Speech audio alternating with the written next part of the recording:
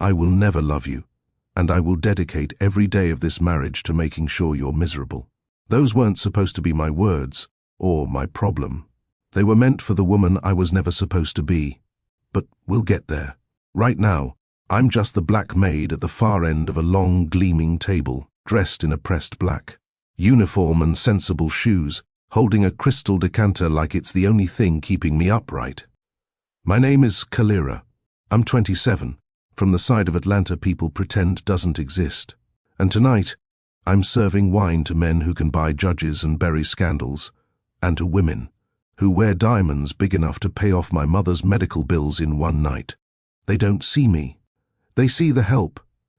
They call me girl like that's my birth certificate. They laugh too loud, talk too freely. Mafia heirs, politicians, businessmen whose companies look clean on paper and rotten in real life. They drop linen napkins on the floor just to watch how fast I'll bend. Girl, over here, wine. I move on instinct, smile soft, eyes lowered. This is Dante's engagement dinner, and the air is thick with expensive cologne, power, and fake blessings. Dante sits at the head of the table, the king in a black suit, dark green eyes, sharp jaw, the kind of quiet that makes other men nervous. His fiancée Bianca sits beside him, perfectly arranged in ivory silk and jewels, her hand resting delicately on his arm, like she owns him and the building he's sitting in. He owns this house, the land, half of what happens in this city after midnight, but right now, he won't even look at me. Guardate cum camina, the old man near the middle of the table says, lifting his glass and tilting it casually in my direction. Come un sopra mobil nero, tanto carina, ma comunque solo arredamento. Look at how she walks, like a little black ornament, so pretty, but still just decoration. Soft snickers ripple around the table. They assume I don't understand. My heart slams so hard in my chest it feels like it might crack something. Blood thunders in my ears, drowning out the clink of cutlery and the soft violin music playing from the corner. I set the decanter down without spilling a drop. Dante doesn't say a word. He just stares into his wine glass, jaw tight, expression unreadable. That hits harder than the insult. Not the old man's words.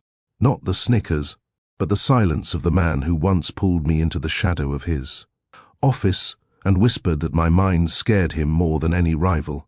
He doesn't defend me, doesn't correct them, doesn't even look up. You ever had that moment, viewers? When someone you trusted didn't have your back in public? If you have, go ahead and tell me in the comments where you were when you realized they'd rather protect their image than protect you. I want to know who's listening that's been there. I feel the familiar taste of heat and shame lick up the back of my throat. I could pretend I don't understand. I could stay quiet and small and safe. Or I could choose myself. I straighten, wipe my hands on the white cloth tucked at my waist, lift my chin, and in calm, fluent Italian, I say, clear enough for every guest to hear. If I'm just a doll, you should be careful. Dolls see everything. Even the things men with rings on both hands don't want anyone to know. The table freezes. The old man's face loses color, his fork clattering against his plate. A woman to his left chokes on her wine.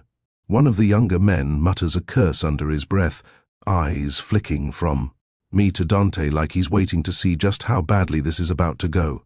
Bianca's mother leans back in her chair, lips tightening, gaze heavy with offended entitlement. Bianca's hand on Dante's arm stiffens. Dante finally looks at me. Really looks. Not like I'm invisible. Not like I'm just hired hands. But like he's suddenly remembering exactly who I am and realizing how badly he underestimated me. Kalira, he says quietly. The way he says my name carries warning and something else. Shock, maybe a flicker of pride he doesn't want anyone to see. The old man switches to English now that he realizes I understand. How dare you speak to me like that? He snaps, voice shaking more from being exposed than from anger. Who taught you to speak like that? I hold his gaze without flinching. Books, I reply evenly. Experience. Survival. The usual. A few guests shift uncomfortably. The The ones who like their racism silent and their servants grateful suddenly don't know where to look. Bianca's mother arches a sharp eyebrow. Dante, is this how you manage your staff? You allow them to insert themselves into conversations above their pay grade. Her tone is smooth, but the insult lands like a slap. Dante's jaw works. He sets his glass down slowly, fingers steady in a way his eyes aren't. Careful, he says, voice low but clear. She understood what he said about her. If he's bold enough to insult her in my house, he should be bold enough to hear her answer. Somebody sucks in a breath. The old man looks like he wants the ground to open up and swallow him. It should make me feel better. It doesn't. He's not defending me because he cares about me. He's defending his own rule. Nobody disrespects people under his roof without his permission. It's different, and I feel the difference like a bruise. I step back, hands still, face blank. My insides are anything but blank. They're memories and rage, and a tired, worn-out kind of ache I learned, in neighborhoods where nobody cared if you drowned in your own grief, to understand why a Mafia Don's guests were mocking his black maid in the first place, and why I had enough power, in that moment, to make a room full of criminals choke on their own insults. You have to know how I got here. You have to know who I was before the uniform, before the marble floors, before the diamonds and the napkins thrown at my feet. You have to know Atlanta. You have to know sirens. I move on autopilot for the rest of the dinner. I pour wine, clear plates, feel eyes track my every movement with curiosity, suspicion, lust, disgust. Take your pick. Wealthy men stare too long, the kind of stare that strips you, not with affection, but with ownership. Their wives act like I'm invisible until they think their husbands are looking too long. Then suddenly I exist and I'm a problem. Careful with that one. A woman in a green dress whispers to her friend as I pass. She looks like she'd sue you instead of sleep with you. They laugh. If any of you watching have ever worked a job where people talked about you like you were deaf, go ahead and drop "I hear you" in the comments. It might sound small, but it means we're not alone in this. Mirella, the head housekeeper, catches my eye from the staff doorway. Her expression is unreadable, but she lifts her chin in that tiny way that means keep it together. This is not the time. Hours later, when the last guest leaves, the music stops and the dishwashers hum to life, I finally feel my shoulders sag. I'm in the staff kitchen, hands wrapped around a cheap mug of tea, staring at the steam like it holds answers. Mirella sits at the small table, a half-smoked cigarette dangling from her fingers, grey in the roots of her dark hair now that the perfect lighting is gone. "You shouldn't have done that," she says finally. I don't look up. "He called me a black doll." "He did," she agrees. "And I've been called worse, in 3 languages, in this house." "You think I never wanted to answer? Then why didn't you?" I ask. "Because the last maid who answered a guest ended up back in her country with no severance," she says bluntly. "And lucky to be breathing." I swallow. "So you think I messed up?" She watches me for a beat, smoke curling lazily from the cigarette. "I think you decided you were done being furniture," she says. "That has a cost. I just hope you're ready to pay it." I stare down into my tea. "You ever wish," I ask quietly, "you could make them feel what they make us feel?" Her eyes flicker, some buried fire catching for a second. "Every day," she answers. "But wishing doesn't change much. Evidence does." I frown. "What's that supposed to mean?" She hesitates, then reaches over to the drawer by the sink, opens it, pulls out a small, matte black device, no bigger than her thumb. "A recording device. There are cameras in this house he doesn't control," she says. "Whose are they?" I ask. "Mine." I stare. "In a house like this?" She continues. "A woman alone needs insurance. I've been collecting my own security for years. Faces, voices, promises, threats." I lean back slowly. "You're recording them?" "Sometimes," she says. "Not everything. Just the things that sound like they might end badly." "Why?" I whisper. "Leverage," she replies, like it's obvious. "Men like these, they don't respect tears, they respect risk, and they fear receipts." I feel something sharp and new click into place inside me. power protects its own. That's what I learned the day my brother died in front of a corner store. But maybe, just maybe, there's a way to turn that rule inside out. Maybe power can be trapped, documented, frozen in time by someone nobody ever sees coming. A maid. A woman with a good memory. A woman no one thinks is paying attention. Out in the main hall, I hear Dante's voice. Low, controlled, talking to someone about damage control, board members, reporters. Kalira, don't be stupid, the old version of me whispers. This isn't your war. But his silence at that table sits heavy on my chest. The old man's insult echoes. Pretty little black doll. Decoration. I'm not decoration. I'm not nothing. If you're still watching and part of you is feeling that same stubborn burn in your chest, like you're tired of letting people step on you because you need the job, the relationship, the approval, hit the like button, not for me but for you. Call it your first little act of rebellion tonight. I drain the rest of my tea and set the mug down. I need to know something, I say to Mirella. The will, the deadline, the way that old man was talking. How bad is it? She sighs and stubs out her cigarette. Bad enough that some people in this house would rather see Dante dead than disobedient, she says. Bad enough that a maid with good ears might be the most dangerous person in the building. My heart stutters. Dangerous to who? I ask. Depends whose side you're on, she says. The problem is, I'm not sure there is a side for someone like me. All I know is this. I'm done being background noise. I'm done being something rich men point at and laugh about in languages they think I don't understand. And if this house is going to use me like furniture, they've forgotten one thing. Furniture sees everything.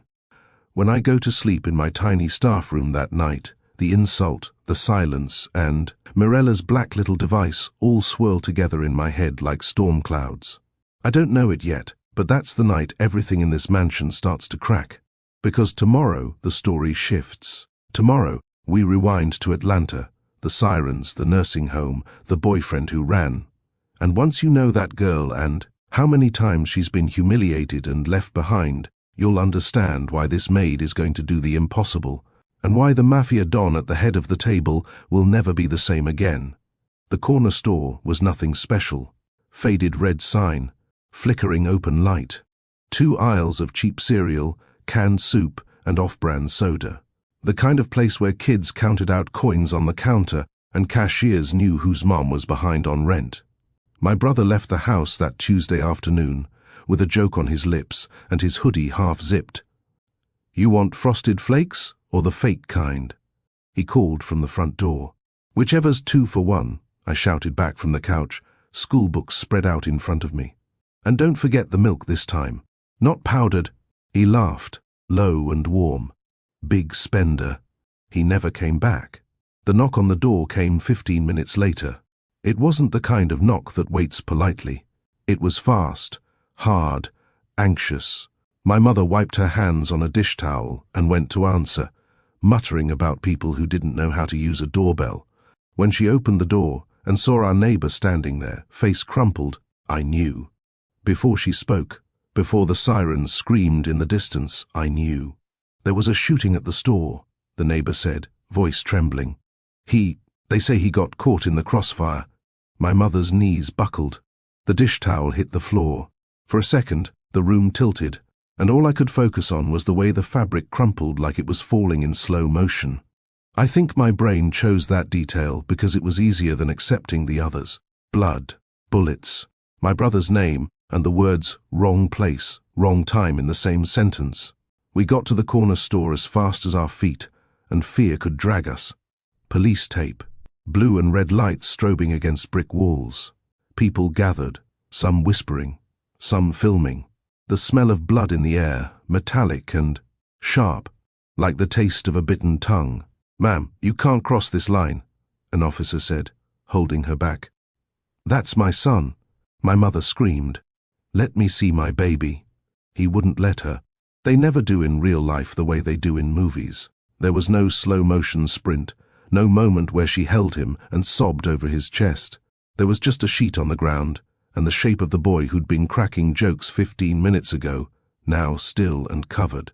I stood there, clutching my own arms so hard my nails dug crescents into my skin, and 2 lessons carved themselves into me so deep they might as well have been tattooed.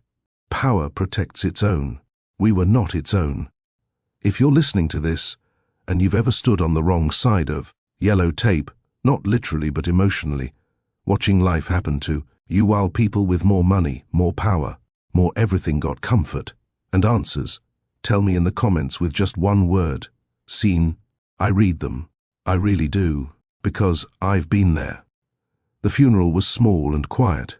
We couldn't afford a church with stained glass or a casket with any kind of shine. The pastor did his best. He said my brother was with God now, out of pain. He said we should remember the joy he brought, not the way he left.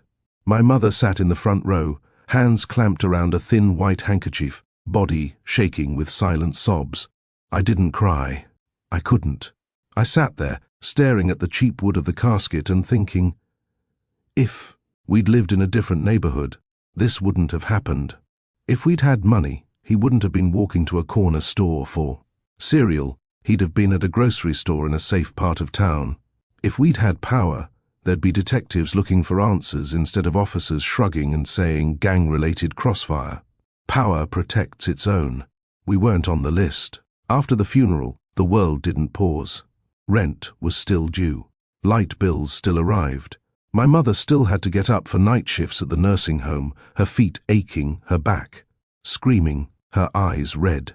She'd come home in the mornings smelling like bleach and old age and grief, and she'd collapse on the bed while I made coffee and pretended not to hear her muffled crying through the thin wall. I finished high school because she begged me to. Your brother wanted you to get out, she would say. One of you has to. So I did what I could. I studied. I worked part-time at a diner, then at a hotel front desk. I checked people in, smiled when they were rude, apologized when they were wrong. At night, after homework and shifts and cleaning, I opened my used laptop and escaped. I escaped to YouTube, to language lessons recorded by people who had no idea some girl in Atlanta was repeating their words until her tongue stopped fighting them. Italian, Russian, bits of French. The words felt like keys in my mouth. Keys to other places, other lives. Worlds where people ordered wine with complicated names and talked about art instead of trying not to get shot on the way to the store. By 22, I could switch between English and Italian smoothly and mumble my way through Russian curses well enough to surprise anyone who underestimated me. By 24, I had a degree in hospitality management from a state college, nothing fancy but paid for with scholarships, grants, and every extra shift I could grab. I had 2 jobs. Front desk at a mid-range hotel during the day, waitressing at a small restaurant at night. I also had something else. A boyfriend. His name isn't important now. Let's just call him Lesson. Lesson wasn't rich. He wasn't powerful.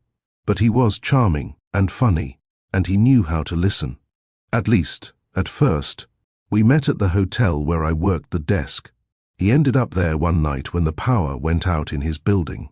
It was raining. He was irritated. I upgraded his room for free because he made me laugh, and because I recognized the tired slump in his shoulders. He came back the next day with coffee. You look like you needed it, he said. He was right. One coffee turned into long conversations in the lobby. Long conversations turned into late-night phone calls. Late-night phone calls turned into him picking me up after my shift and driving me around for an hour just so I didn't have to go straight from work to bed and back to work again. He met my mother. He helped me carry groceries. He sat on our worn-out couch and watched reruns with me like he was perfectly content. I want to build something with you, he said one night, his hand warm over mine. It's not going to be easy, but I'm not afraid of work. I believed him. I wanted to. We started saving together. A little joint account. Nothing huge. Just a few hundred here, 100 there. The dream was simple. Move out of our neighborhood to somewhere a little safer, a little quieter. Not a mansion. Just a place where my mother didn't jump every time a car backfired. Then my mother got sick. It started with fatigue, Then the weight loss. Then the tests. Then the word I'd hoped I'd never hear again in connection with my family. Cancer. Hospital visits became our new routine. Nurses knew my name. My mother tried to pretend it wasn't so bad, making jokes about hospital food and the gowns that always opened in the wrong places. We both knew. I drained my savings so fast it made my head spin. Then I started draining the joint savings account. I'll put it back, I told Lesson. Once Mom is stable, once she's through the treatments, at least you have something saved, he said at first, supportive, rubbing my back while I sat next to the hospital bed. But the more the bills grew, the more his patience shrank. You're always at the hospital, he complained one night. I barely see you anymore. She's my mother, I said. She's all I have left. You have me, he said, offended. Or do you not remember that? I looked at him, really looked, and saw someone who loved the idea of being my support more than the reality of what it cost. If you can't handle this, I said quietly, you can leave. I'm not chaining you here. He didn't leave that night. He just went quiet, colder, a little more distant every week. You ever watched love turn into resentment one sigh at a time? It's like watching paint peel in slow motion. Nothing dramatic. Just a series of small, quiet betrayals. Hospital, work, home, repeat. That was my life. One day, I got a call from the billing office. We were out of options. No more extensions. No more payment plans. I stared at the numbers on the page and felt my stomach drop. I went home that night exhausted, head pounding, my body running on caffeine and adrenaline. I walked into our small apartment and knew something was off before I even turned on the lights. It was too quiet. Too empty. I flipped the switch. The living room looked thin. The blanket he liked to use was gone from the couch. His sneakers weren't by the door. The framed picture of us from a street fair, him behind me, chin on my shoulder, both, of us smiling like we believed in the future. That frame was missing from the shelf. My chest started to hurt. Lesson, I called out. No answer. I walked to the bedroom. Half the closet was empty. His cologne bottle, the one that always sat crooked on the dresser, was gone. The drawer where? He kept his socks, and random junk was open and bare. I stumbled into the kitchen, panic turning my limbs to lead. The fridge door was slightly ajar. On it, held by a cheap magnet, was a sticky note. I knew before I read it. I didn't sign up to suffer, it said in his messy scrawl. That was it. No, sorry, no goodbye, no, I'll send money when I can. I didn't sign up to suffer. I stood there, staring at those words until they blurred, and something inside me finally cracked. I didn't cry for him. I cried for every time I'd swallowed my anger at a boss, a customer, a cop, a landlord. For every funeral where we couldn't afford flowers, every bill that arrived addressed to resident. Instead of our names, every time someone had looked at me like I was lucky just to have a job. I crumpled the sticky note in my fist until the paper bit into my palm. Okay, I whispered to the empty apartment. Never again would I rely on a man to save me. Never again would I beg someone to stay who clearly wanted to walk away. Never again would I be more loyal to someone's comfort than they were to my survival. If you've ever had a moment like that, standing in an empty room, reading a message that told you exactly where you stood in someone's priorities, hit the subscribe button and drop never again in the comments. Not for me, for the version of you that finally woke up. The next few weeks were a blur. I took extra shifts. I sold what I could. I argued with billing offices and applied for programs that barely touched the numbers. Then, one night, I sat at our rickety kitchen table with a stack of past-due notices and realized something brutal. Hard work wasn't going to be enough. Not in this system. Not with these numbers. There's a kind of tired that isn't physical. It's like your hope has bone spurs and every thought scrapes. I opened my laptop and went back to job sites I'd dismissed before. Private household staff wanted. Discretion required. High compensation. Must be willing to relocate. I clicked one. The agency website looked clean, professional. Smiling staff in neutral uniforms stood in front of big houses. The pay was 3 times what I was making at the hotel. The fine print talked about confidentiality agreements, high-profile clients, unique security environments. It didn't say Mafia. It didn't need to. I stared at the screen for a long time. Then I thought of my brother's body under a cheap sheet, my mother's shrunken face, under fluorescent hospital lights, and a boyfriend who didn't sign up for suffering. "That's fine," I murmured. I did. I filled out the application, sent it. The next week, I was sitting in a neat office with neutral walls, while a woman in a blazer measured my waist and hips, smiled with professional distance, and slid a confidentiality contract across the desk. "This family values privacy above all else," she said. "You'll be well compensated. Housing is on site, but you will see and hear things that can never leave that property. Are we clear?" "Crystal," I said. I signed the thick contract with a borrowed pen that scratched on the paper, like it was carving more than ink. The day the black car pulled up outside the agency to take me to my new life, the driver didn't look at me when I got in. The men in suits didn't introduce themselves. The city rolled by, grey and distant, then shifted to richer neighborhoods where the trees were bigger and the sidewalks cleaner. I watched it all through the window and thought, this is it. The line between the world where my brother died for cereal and the world where men in suits never have to step into those stores. I didn't know yet that the man waiting at the top of the marble staircase would become my biggest wound and my strangest healing. I didn't know that his guests would one day mock me like I was furniture, and that I would blow up his wedding without firing a single shot. All I knew as the car pulled up to gates taller than our old apartment building was this: power protects its own. Maybe, just maybe, I was about to step into the kind of house where I could finally learn how to twist that rule in my favor. I didn't realize at the time that the price of admission was my heart. The house looked like it had never heard the word struggle. High iron gates, stone pillars, cameras perched on corners like black metal birds.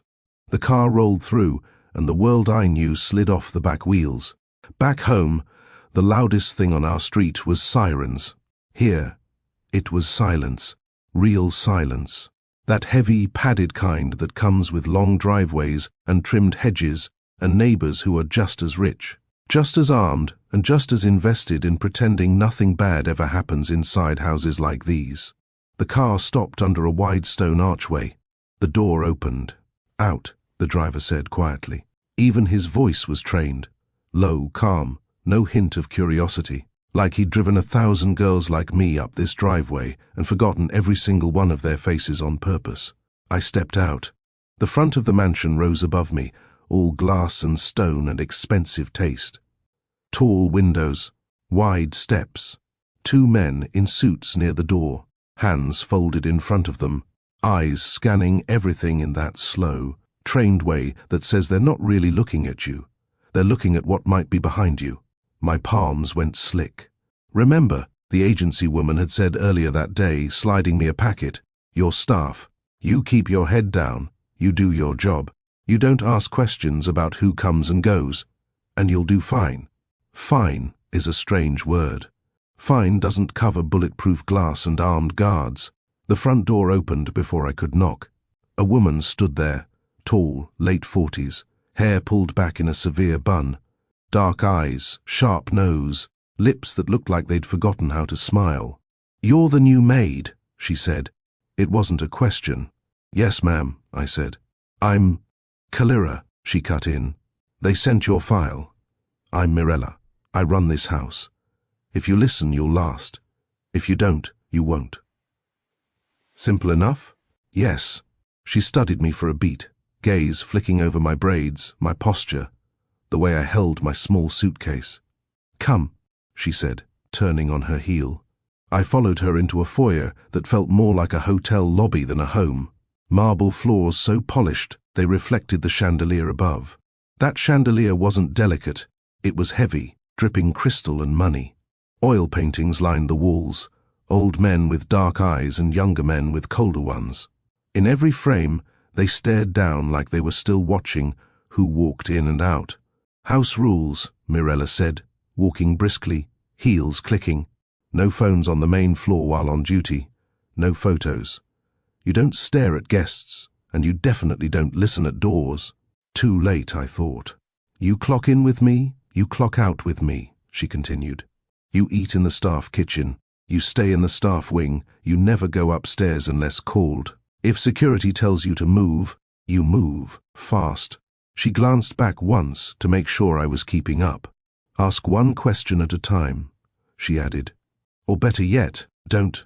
She led me down a hallway, past a large sitting room with white couches and low tables, a piano.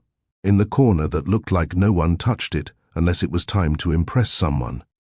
If you're watching this and thinking, for that kind of money I'd deal with the rules, tell me in the comments. I'd tell my viewers. Would you take a job like this? Or would your gut tell you to run before you ever saw the front door? And if they're still listening now, they're in it with me, whether they admit it or not. We turned down a narrower hallway. The air changed. Less perfume, more bleach, less glass, more metal. This is the staff corridor, Mirella said. Laundry room, storage, our kitchen. Your room is down here. The staff kitchen was small but clean. A fridge, a stove, a table with 4 chairs, coffee machine that had seen better days, a bulletin board with schedules pinned up in neat blocks of time. Breakfast starts at 5, Mirella went on. You'll rotate between bedrooms, main floor, and outdoor areas as needed. Today you shadow. Tomorrow you work. She opened a door near the end of the corridor. A small room, single bed, dresser, no window, just a narrow vent letting in a whisper of air. This is you, she said. Uniforms in the closet. Change. Meet me in the main kitchen in 15. She paused at the doorway. One more thing, she said. You ever walk into a room and feel something's wrong? All the time, I said. Good, she replied. Listen to that. It'll keep you alive longer than the rule book. Then she was gone. I set my suitcase on the bed. For a second, the weight of it all pressed down on my shoulders. The distance from Atlanta, my mother still in a hospital bed, the stupid sticky note somewhere back home in a trash can. Then I opened the closet. Black uniforms, crisp white aprons, flat black shoes. I changed mechanically, fingers quick, knotting the apron behind my back, checking the mirror bolted to the inside of the door. The girl looking back at me looked contained. Same sharp cheekbones, same steady eyes. But the uniform pressed my edges in, made me smaller, invisible. That could be a weapon, or a danger, maybe both. I tied my braids up tighter, took a breath, and went to find Mirella. The main kitchen was huge. Stainless steel counters, industrial ovens, more burners than I'd ever seen in one place that wasn't a restaurant. 2 other staff members were already moving around. One older man chopping vegetables with quick, sure hands, a younger woman loading a tray with glasses, her expression blank. This is Luis, Mirella said, nodding to the man. He handles hot food, some deliveries. This is Jenna. She's been here 3 years. Do not bring your drama into my kitchen, both of you. Kalira's new. Show her how we do things. Kalira, you stay out of their way unless asked. Yes, ma'am, I said. The first few hours were a blur of tasks. Polish silverware, wipe down counters, memorize where everything went. Mirella's instructions snapped through the space like commands on a battlefield, and everyone moved accordingly. No wasted gestures. No small talk beyond what was necessary for the work. Occasionally, an intercom would buzz, and a voice from somewhere upstairs would say, "Coffee to the office," or "Snacks to the study," and someone would grab a tray and go. "You're downstairs staff for now," Mirella told me quietly. "Bedrooms and main floor are a privilege and a risk. Dante doesn't like new faces upstairs until he knows they won't embarrass him."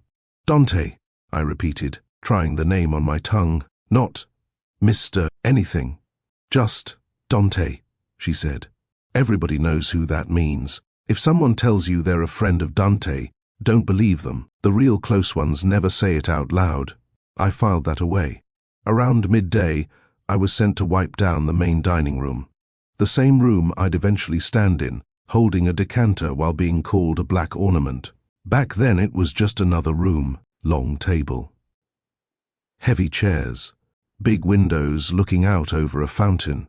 I moved around it with a damp cloth and a dry cloth, wiping, polishing, checking for smudges only rich people would bother noticing. That's when I heard it. Voices, low, somewhere past the open double doors, down another hall, bleeding through the air like a thin radio signal. "The deadline is non-negotiable," a man was saying in accented English. "Your father's will was clear. Married by 30, to an appropriate match." "Appropriate," another voice said. Colder, familiar even before I saw his face. "Dante, meaning someone you approve of. Meaning someone who stabilizes the family." The first man snapped, switching to Italian for the rest. "You play at being modern, but this world is old. You know who sits at those tables. If you refuse this, you're not just disrespecting your father's memory, you're risking all of us." I froze, cloth mid-wipe, heart ticking faster. "Maybe I'm tired of paying for everyone else's comfort," Dante replied, also in Italian. "Maybe I want to choose my own life." "Your life is not yours," the man shot back. "It's the family's, and if you don't remember that, there are ways to remind you." The board is already nervous. Timelines, will, appropriate match. Pieces floated together in my head. I knew better than to step closer. I also knew better than to pretend I hadn't just learned something important. My Italian had started as an escape, sitting at a chipped table in Atlanta, repeating phrases after strangers on a screen. Now it was something else, a key, a dangerous one. I finished wiping down the table, breathing slow, acting like I was just another maid who didn't understand a word coming from that hallway. Later, back in the kitchen, Jenna nudged me with an elbow as she stacked plates. "So, Atlanta," she said. "You think you'll last here?" "I plan to," I said. She smirked. "Everyone plans to. Count how many are still here in a year." "How long have you been here?" I asked. 3 years, she said, "which means I'm either very smart or very stupid." She walked off before I could decide which. Mirella kept me busy. Laundry, inventory, cleaning bathrooms I wasn't allowed to use. At some point, she took me down another hallway to show me the security room. Not inside, just enough for me to see the door and the cameras covering it. "Never go in there," she said. "You don't touch anything with wires unless you want trouble. Security will tell you if they need you." "Who runs it?" I asked. "Different people on different days," she said. "Doesn't matter. You treat that room like a church or a graveyard." I thought about mentioning that she apparently had her own cameras, but I kept my mouth shut.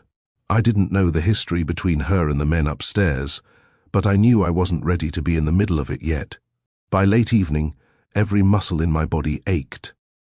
I was wiping down a counter for what had to be the 10th time when Mirella finally nodded. "Good," she said. "You're not slow. That'll help. Go eat. Be back on the floor by 6. I sat at the staff table with a plate of pasta and a glass of water, my mind buzzing more than my feet. The rich world upstairs was vertical, always looking down. The staff world down here was sideways, shoulder to shoulder. Quiet, tired. I looked at the clock. Somewhere above me, the man whose name made men nervous was probably on a call, or leaning over a desk or staring out a window at a city he sort of belonged to and sort of owned. We hadn't met yet, not properly. Just the idea of him had walked in before I ever stepped through those doors. If you've ever started a job and felt that mix of fear and curiosity about the person in charge, the one everybody whispers about but nobody truly knows, go ahead and like this video. Because that tension, that's exactly where I was sitting. At 5:58, Mirella called me with a sharp, "Let's go. We have guests arriving for a small meeting. Dining room needs to be ready and the upstairs bathroom needs fresh towels. Jenna, you take the dining room. Kalira, you help with the upstairs hall." "Upstairs." My spine straightened. "The upstairs?" I repeated. Mirella gave me a look. "You're not deaf, but you said—" "I said no upstairs service unless he says so," she corrected. He asked for more staff near the office tonight. Some meeting ran long. You'll be with me. You will not wander. My heart sped up as we took the wide stairs. The upstairs hallway was quieter than I expected. Thick carpets, soft lighting, doors on either side, closed and heavy. Framed photos here were different, less formal, more personal. A little boy on a beach, a woman laughing on a balcony, younger versions of the same men in the oil paintings downstairs. Never go into a door that's closed, Morella reminded me under her breath. You clean what I tell you to clean. You don't look at what you don't need to see. We replaced towels in the guest bathroom, straightened small things that probably didn't need straightening. I did my best to move like I belonged, even though every part of me screamed that I didn't. We were almost done when it happened. A shout from down the hall. Water. A muffled curse. Then, Morella, from a voice I hadn't heard this close before. Deep, sharp, used to being answered quickly. Dante. Morella's head snapped toward the sound. That came from the guest bath near the office, she muttered. Come on. We hurried down the hall. Water was already seeping out from under the door, pooling into the carpet, spreading in a dark, growing stain. Morella swore under her breath and knocked once before pushing the door open. Steam billowed out. Water pounded onto the floor from under the sink, spraying everywhere. Standing in the middle of it, shirt off, towel slung low around his hips, phone pressed to his ear, was Dante. Up close, he was worse. Worse, because his pictures didn't capture the way he filled a room, or the way his gaze cut through it. He turned, saw us, frowned. You're not supposed to be up here, he snapped. His bare chest was splashed with water. The expensive rug under his feet was soaked. The wiring under the floor, that wiring I'd heard about when the maintenance guy at my old job screwed up, flashed behind my eyes. Fear and training collided. Si, signore, Morella started. We'll close the valve under the sink, I said, cutting across her without thinking. Clockwise, both of them looked at me. For a second, time froze. Then he barked into the phone in Italian, repeating what I'd said, dropping to one knee to check under the cabinet. I moved faster, stepping around them, dropping under the sink, reaching for the metal valve by feel. The water was everywhere, cold and frantic. I grabbed the valve and twisted hard. It squeaked, resisted, then gave. The water slowed, then stopped. Silence fell over the bathroom, punctuated only by drops still falling from the faucet and Dante's breathing. He ended the call without saying goodbye. For a moment, all he did was stare at me, at the maid kneeling on his bathroom floor, soaked from the knees down, hands on the pipe like I belonged there. You speak English, he said. His tone carried something between annoyance and curiosity. I wiped my hands on my apron and pushed a wet braid back from my face. I also know how water works, I said. You were about to flood the ceiling below this room. The wiring is under there. One spark, and this whole floor could go up. He blinked once. Then his gaze sharpened, like he'd just heard something more interesting than the emergency we'd stopped. What's your name? He asked. Kalira, I said. Your last name? I met his eyes without flinching. Just Kalira is fine. He exhaled, something like a laugh forced through his nose. You know who I am, Kalira? He asked. I know enough, I said. Enough to be afraid? He pressed. I thought of the corner store, the sticky note, the insult at the table downstairs earlier that night, the way power always expected people like me to flinch. Everyone's afraid, I said. Some of us still have to work. For a second, something in his expression fractured. The annoyance slipped. Something like respect, or maybe irritation at feeling respect, flickered there. Morella cleared her throat softly. I'll call maintenance to check the pipes, she said, and housekeeping to deal with the carpet. Come on, Kalira. But Dante's gaze didn't leave my face. Keep her on this floor, he said to Morella, like I wasn't standing right there. At least for tonight, the words landed like a warning shot. Upstairs meant closer to power, closer to risk, closer to a man whose world was built on fear and who had no idea he'd just let the wrong maid into his field of vision. If you're watching, and you've ever had one of those moments where you say something you're not supposed to someone you're supposed to fear, and you can feel the air change around you, stay. Hit like so the algorithm doesn't bury this, and stay. Because this is where the story starts to bend. I followed Morella out of the bathroom, my shoes squelching slightly on the damp floor, my heart beating too fast. Behind me, Dante's voice came low and thoughtful. "You're wasted cleaning floors," he murmured. I pretended I didn't hear him, but his words stuck anyway. They would echo later in a dark office, when his hand was on my cheek and my rules were crumbling. Right now, they were just the first hairline crack in a wall I didn't realize was already about to fall. He didn't forget. That was the first surprise.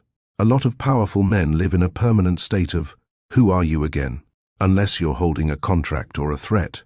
The next morning, I'm in the main kitchen rolling silverware, when Morella walks in, schedule clipboard in hand. "Change of plan," she says. "Calira, you're on upstairs duty this week. Office, study, guest bath. Direct service to Dante when requested." Luis looks up from chopping herbs, eyebrows jumping. Jenna pauses mid-stack, glancing between me and Morella. "Upstairs," Jenna echoes. "Already?" Morella doesn't answer her. Her eyes stay on me. "Any problem with that?" she asks. There are a lot of problems with that. Upstairs means more money in tips sometimes, but it also means being closer to things that get people killed. Secrets, meetings, decisions, and Dante. "No problem," I say. Morella watches my face, like she's searching for fear or excitement or some combination of both. "Remember what I said," she murmurs. "Listen to that feeling in your gut. And remember what I didn't say too." "What's that?" I ask. "That promotions in houses like this," she says dryly, "are not always blessings. If you've ever been promoted into a position that felt more like a trap than a reward, you know the tone she's using. Drop a yap in the comments if a raise has ever come with strings that strangled you." I change into a fresh uniform and head upstairs with a tray, coffee, water, a small plate of fruit. The hallway outside his office is quiet, carpet thick under my shoes. The door is half open. I knock lightly on the frame. "Come in," comes his voice. I nudge the door with my shoulder and step into a room that looks like it could swallow 3 of my old living rooms whole. Floor-to-ceiling windows. Dark wood desk. Shelves full of books and files. A city skyline beyond the glass, spread out like something he could pick up and move if he got bored. Dante sits behind the desk in a black shirt, sleeves rolled up, tie loose. There are dark circles under his eyes, the kind no concealer can fix. Papers are spread out in front of him, some in English, some in Italian. Few with numbers that look like they belong in another language entirely. He looks up when I enter. His gaze hits me like it did in the bathroom, sharp, assessing. But there's something else there now. Curiosity, calculation, that almost annoying respect. "Coffee," I say, setting the tray down on a small side table. He leans back in his chair, studying me. "You flooded any bathrooms this morning?" he asks. "Not yet," I say, but the day's still young. One corner of his mouth lifts, a reluctant half smile like he didn't mean to put it there. "Sit," he says, nodding toward the chair in front of his desk. I blink. "Staff don't sit in here," I say. "They do when they're translating," he replies. "And unless you've been lying on your application, you're about to do a lot of that for me." That tight feeling in my chest shifts. "You read my file," I say. "Of course I read your file," he says. I sign the checks. He picks up a paper and slides it across the desk toward me. "Italian," he says. Translator at the agency said the tone was polite, firm, and deeply dishonest. "I want your version." I sit. The chair is too soft, the desk too big. The gap between us feels both wide and non-existent. I read. "The letter is from another family, one I've heard mentioned in passing by security guys who forget staff have ears. On the surface, it's all sugar. We respect your leadership. We share your father's vision. We only wish to lighten the burden. Underneath, it's poison. Offer to manage certain warehouses in exchange for stability. Embedded phrases that say you're in over your head. Let us hold your hand in the kind of code only people in this world bother learning. I translate out loud. It sounds like they're trying to convince you it would be generous of you to give up control, I say.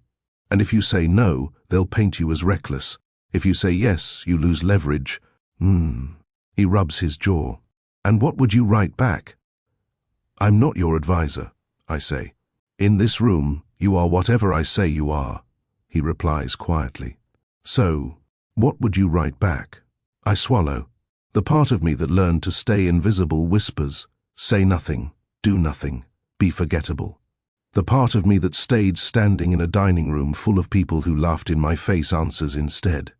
I'd say you appreciate their concern, I say slowly, but any movement of assets will be handled internally until you've had time to see what kind of leader you want to be. And I'd make sure that line about your father's vision is flipped on them. How? He asks. Make it clear that honoring his vision doesn't mean repeating his mistakes, I say. It means building something he didn't have the courage to build. They either respect that or show their hand. The room goes quiet. Outside, a siren wails in the distant city, muffled by thick glass. Inside, his gaze sharpens. You talk like you've sat in rooms like this before, he says. I've sat in smaller rooms, I reply, with people who liked being in charge of other people's pain. Different scale, same energy. His eyes linger on my face. For a moment, the Don slips, and I see the man. Tired, young, carrying weight that's older than him. Rewrite the letter, he says, sliding a pen and blank paper toward me. In English.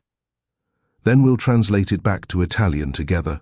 That's not my job, I say automatically. He leans forward, forearms on the desk. Your job, he says, is whatever I need to keep this house standing. Today, that's this letter. Tomorrow, it might be the floor. Yesterday, it was a bathroom valve. You still want the paycheck? I hate that he has a point. I also hate that part of me likes the challenge. I take the pen. As I write, he watches, not in a creepy way. More in a, how did a girl from nowhere end up in my office fixing my problems kind of way. When I'm done, I slide the paper back. He reads silently. The line about my father, he says after a minute. That's bold. You asked, I say. He looks up. And if this makes them my enemies? They were already your enemies, I say. This just makes it official. A slow breath escapes him. That's the problem with you, he murmurs. I stiffen. With me? You make it hard to lie to myself, he says. The words land somewhere deep. The line between us blurs for a heartbeat. Then the intercom on his desk buzzes. Bianca's father is on his way up, a voice says. Should I stall? Dante's jaw locks. No, he says. Let him come. He clicks the intercom off and sits back. His attention snaps away from me, settling into that cold, practiced calm. You're done, he says, nodding at the door. Leave the letter. Mirella will keep you upstairs for the rest of the day. And Kalira? Yes? I ask, hand on the chair. You speak to me that directly again outside this office, he says softly, and I'll have to decide whether I want people knowing I keep someone like you close. Someone like me. I repeat, someone who sees, he says. I hold his gaze a second longer.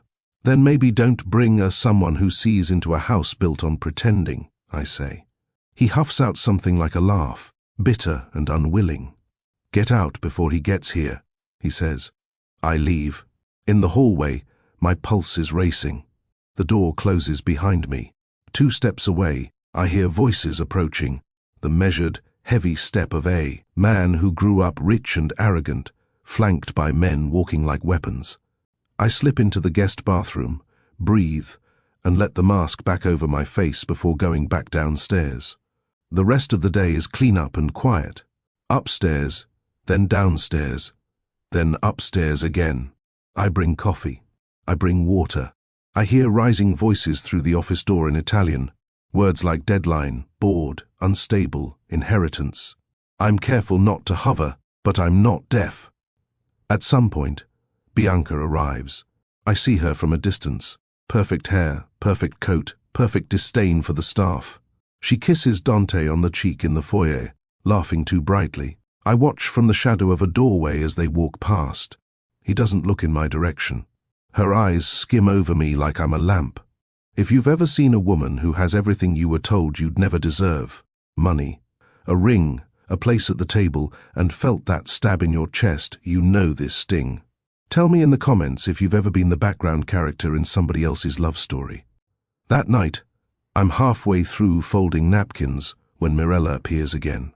He wants coffee, she says. His office. You take it. I hesitate. Is something wrong? She asks. No, I say. Just tired. She studies me. You remember what I told you? She asks. About listening to my gut. I say. She nods. What's it saying now? That this house eats people alive, I say. And that I'm not sure yet if I'm the meal or the poison. Her mouth twitches like she wants to smile and thinks better of it. Bring him his coffee, poison, she says. And keep your face neutral. I do as I'm told. Late at night, his office looks different. The city outside is lit up, windows like scattered stars. Inside, the lamps are dimmer, shadows longer. The desk is messier, tie gone, top buttons undone. He looks human, still dangerous. Just human. Your coffee, I say, setting the cup down. Stay, he says, pulse of command in his tone out of habit. I'm off shift in 10, I reply. Mirella, can spare you for 5 minutes, he says. Sit. I sit. I shouldn't. His eyes flick to the door to make sure it's closed, then back to me. Bianca thinks you're a liability, he says bluntly. My spine goes stiff. I didn't say anything to her. You didn't have to, he says. You exist. You speak Italian. You answered her uncle at the dinner. Her uncle? I repeat. The one with the rings? His jaw tightens. He doesn't like being corrected, especially not by someone he thinks he can buy. He couldn't afford me, I say before I can stop myself. Silence. The words hang there. Then he laughs. Really laughs. Not that half smirk from before. It's insane how much I believe that, he says softly. He picks up his coffee, but his hand doesn't quite hide the tremor. Why are you actually here at this hour? I ask. Don't say work. Work can be done earlier. This is something else. He studies the dark liquid in his cup like it might have answers. You realize you're a maid, right? He says. Not a therapist. You realize you're talking to a maid right now, I say, and not to your fiancé or your board. We stare at each other. For a long, slow moment, the air between us shifts. I'm here, he says finally, because if this marriage goes wrong, I lose more than a wife I didn't choose. I lose control of assets, of men, of my own name. And if it goes right, I ask, then I lose myself, he says. There it is. The crack. Power protects its own, I say quietly. But it always asks for a price. He looks up sharply, like he recognizes his own thought in my words. Where did you learn to talk like that? He asks. You don't sound like someone who grew up in these halls. I didn't, I say. I grew up where people like you dump their drugs and guns and pretend they don't know which kids pick them up. His jaw clenches. I'm not my father. Maybe not, I say. But you're living in his house and writing letters to his enemies. Something raw flickers in his expression. You should be afraid of me, he says, voice low. I am, I answer honestly. I'm also tired of men who confuse fear with respect. He sets the coffee down, stands, walks around the desk, slow. Every nerve in my body goes on alert. He stops in front of me, close enough that I can smell his cologne and the faint bitter note of coffee. He leans down, bracing one hand on the arm of my chair. You're wasted cleaning my floors, he murmurs. You know that? I'm not cleaning your floors anymore, I say, trying to keep my voice steady. You have 3 other people for that. His eyes drop to my mouth, then back up. You know what I mean, he says. The room feels smaller. My brain runs through every rule I made after the sticky note on the fridge. Never rely on a man. Never beg. Never get close enough to be the one left holding the bills and the broken heart.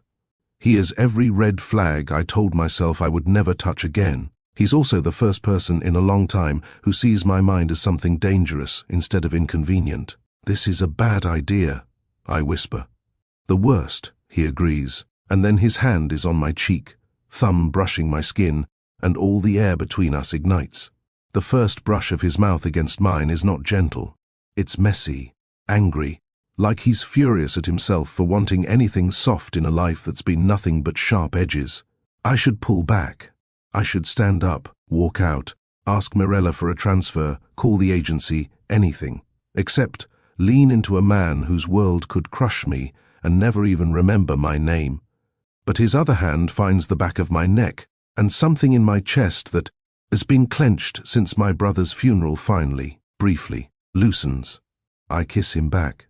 Not because he's powerful, not because he's rich, because for 1 second he feels like someone else who is drowning quietly and pretending he likes the water. His lips are warm, his grip firm but not punishing. There's a tremor under the control, like he's holding back more than he'll admit. When we finally break apart, breathing too fast, he rests his forehead against mine for a moment, eyes closed. This can't happen again, he says. Agreed, I whisper. We both know we're lying. If you're still with me, watching this mess unfold, you already know this kiss isn't the solution. It's the complication. Hit like if you've ever told yourself never again while doing the thing you swore you'd never do. And stick around, because this is where the line between Maid and Mafia Don gets very, very blurry. He straightens, steps back. The armor slams back into place so fast I almost flinch. Tomorrow, he says, voice back to business. Bring coffee at 9. And the letter. We'll finalize the Italian draft. I stand, smoothing my apron, forcing my hands not to shake. Yes, sir, I say. Kalira, he adds as I reach the door. I pause. He doesn't look at me. If you tell anyone about this, he says, they'll think you're lying. Or they'll think I'm weak. Both would be bad for you. I swallow. Don't worry, I say. No one ever believes the maid. I walk out into the hallway, heart pounding, lips still tingling, and realize something I wish weren't true. I might be the poison in this house, but I'm not sure which one of us I'm killing. For a while, it almost feels like I've stepped through a crack in the world. By day, I'm the maid again. Black uniform, white apron, neutral face. I bring coffee, clear glasses, straighten chairs before meetings. I watch rich men and women glide through the house, their shoes never touching the same ground as the people who mop it. By night, I'm something else. I'm the woman he texts at 11:47 p.m. with a single word, come. I'm the one who knows that when his message is short, his day was long. That when his voice is sharper than usual, it's because someone tried to box him in. That when he leans against his office window and stares at the city lights, he's not admiring the view. He's counting exits. The first time after that kiss, I tell myself it won't happen again. The second time, I tell myself it's already too late to pretend it didn't. The third time, I stop lying to myself at all. One night, a storm rolls over the city, rain lashes the windows, thunder grumbles in the distance, and the house feels quieter, like even the walls are waiting for something. I'm finishing dishes in the staff kitchen when the intercom crackles. Kalira to the office, a security voice says. He wants coffee. Jenna glances at me, eyes flicking briefly to my mouth, like she's noticed it's a little too soft lately, a little too used. You got promoted to coffee girl now? She asks lightly. Apparently, I say. I wash my hands, prep the tray, coffee, sugar, a small plate of the biscuits. He pretends he doesn't like but always finishes, and head upstairs. His office is dim, a single lamp on the desk. The rest of the room lit by flashes of lightning and the dull glow of the city. He's at the window, jacket off, white shirt sleeves rolled to his forearms, tie hanging loose. One hand is braced on the glass. The other is holding a tumbler with a finger's worth of something expensive in it. Your coffee, I say, setting the tray down. He doesn't look back. Did you ever think you'd end up here? He asks instead. In New York? I say, or in a house where the wallpaper costs more than my college tuition? Either, he says. No, I answer honestly. But I also didn't think my brother would die of a cereal, or that my boyfriend would leave me a breakup note on a fridge we picked out together. Life doesn't exactly ask for permission. He huffs out a breath. Come here, he says quietly. If you're listening and screaming at me not to go, don't worry, I was screaming at myself too. But you know that feeling when the part of you that wants safety loses to the part of you that just wants to be seen? That's where I was standing. I walk to the window. He hands me the glass. Try it, he says. I'm working, I reply. And I'm your boss, he says. Drink. I shoot him a look, then take a small sip. The liquor burns all the way down, smoky and sharp. I cough, eyes watering. That's disgusting, I say. He almost smiles. It's older than you. Great, I mutter. So is half this room. He takes the glass back and sets it on the sill. For a moment, we just stand there, shoulder to shoulder, watching the rain streak the glass. You know what they see when they look at me? He says eventually. Money, I say. Power, a shortcut. An opportunity, he adds. To get their father in good with my board. To fix a tax problem. To clean something dirty behind a smiling photo. He tips his head slightly toward me. And what do you see? He asks. I think about lying. About saying something flattering and safe. Instead, I say, a man who knows he's in a cage and can't decide whether. He's scared to leave it, or scared of what happens if he stays. Silence. Then, very quietly, he says, you have no idea how dangerous it is to see people that clearly... I do, I say. I just don't care anymore. He turns to face me fully, the storm outside reflected in his eyes. His hand lifts, hesitates, then brushes a damp curl back from my forehead, even though my hair is pinned and neat. You should, he murmurs. I look up at him and feel that pull again, familiar now, but still shocking every time, like stepping into a hot shower when you've been shivering all day. I tried caring, I say. All it got me was broke, heartbroken, and cleaning floors in a house where men like your guest call me a doll. His jaw tightens at that. I should have shut him down faster, he says. You should have shut him down at all, I counter. A muscle jumps in his cheek. You don't hold back, do you? He asks. Not anymore, I say. Honesty's the only power I can afford. He laughs once, low and humorless. Come here, he says again. But this time his voice has dropped, the command wrapped in something softer. My body responds before my brain can make a list of reasons why this is bad. I step closer. His hand slides around my waist, drawing me in until my chest brushes his. The heat of him seeps through the thin cotton of my uniform, makes me suddenly aware of every place we're not touching yet. His other hand cups the side of my neck, thumb resting over my pulse like he's checking if I'm lying about being calm. Spoiler, I'm not. You make me forget, he says quietly. Forget what?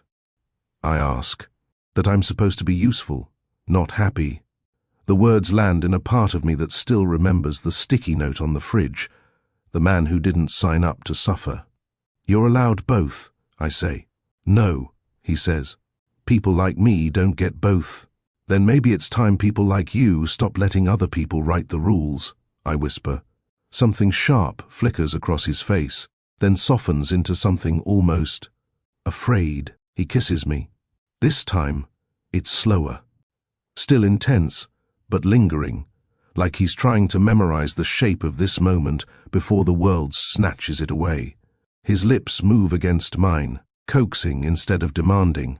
My fingers find his shirt, curl in the fabric over his chest, feeling the steady thump of his heart faster than his face would ever admit. His mouth trails from my lips to my jaw, then to the hollow just beneath my ear. You're a bad habit, he murmurs against my skin. You're my worst decision, I breathe back. We both know we don't regret it. His hands stop at the small of my back, firm, respectful but hungry. There's a line he doesn't cross, even as the kiss deepens, even as the storm crackles outside like a soundtrack to everything we're pretending this isn't. I'm still fully dressed. He's still fully dressed. But the air between us feels naked. When we finally pull apart, my lungs are working overtime. He presses his forehead to mine, eyes closed. For the record, he says softly, if my father's will didn't exist, if the board wasn't breathing down my neck, if I didn't have 50 men waiting to see which way I blink, I wouldn't be standing here afraid of losing power. What would you be afraid of? I ask. Messing this up, he says simply. For a moment, I let myself believe him. If you've ever been in something that felt wrong on paper but right in your chest, you know this moment. Tell me in the comments, have you ever stayed somewhere your mind said no but your heart begged for just a little longer? I'm not judging. I was right there too. The weeks blur. By day, nothing changes. Bianca's visits become more frequent. She glides through the house like she was born to own it, all sharp perfume and sharper smiles. She talks with Dante's advisors about merger strategies, charity events, wedding vendors. I watch from doorways, from the edge of rooms, from the corner of my eye while I pour water. Bianca laughs loudly at jokes that aren't funny. She corrects people mid-sentence. She talks about our empire with the ease of someone who has never had to earn anything. And when she looks at Dante, it's like she's eyeing a particularly valuable stock, not a person. At night, he texts. We meet in his office, in shadowed corners, in moments carved out between meetings and obligations. He listens to me rant about the guests. I listen to him admit that he hates being touched by people who only see his last name. He kisses me like I'm the only thing in the building that doesn't want a piece of his crown. This is temporary, I tell myself after every stolen moment. A bubble, a glitch, an exception. The night it shatters, there's no warning. I'm in the kitchen, hands deep in soapy water, when Jenna's phone buzzes on the counter beside the sink. She wipes her hands, picks it up, and her jaw drops. Oh my God, she whispers. What? Luis asks. Chopping stops for once. She turns the screen toward us. There, in full color, is a professionally shot photo of Dante in a tailored suit, standing beside Bianca in a glittering dress. She's holding up her hand, a ring the size of my mother's old apartment sparkling on her finger. A banner on the screen screams. Dante Rossi announces engagement to Italian heiress Bianca Allegretti. Power families align. I stare. The world condenses to that image.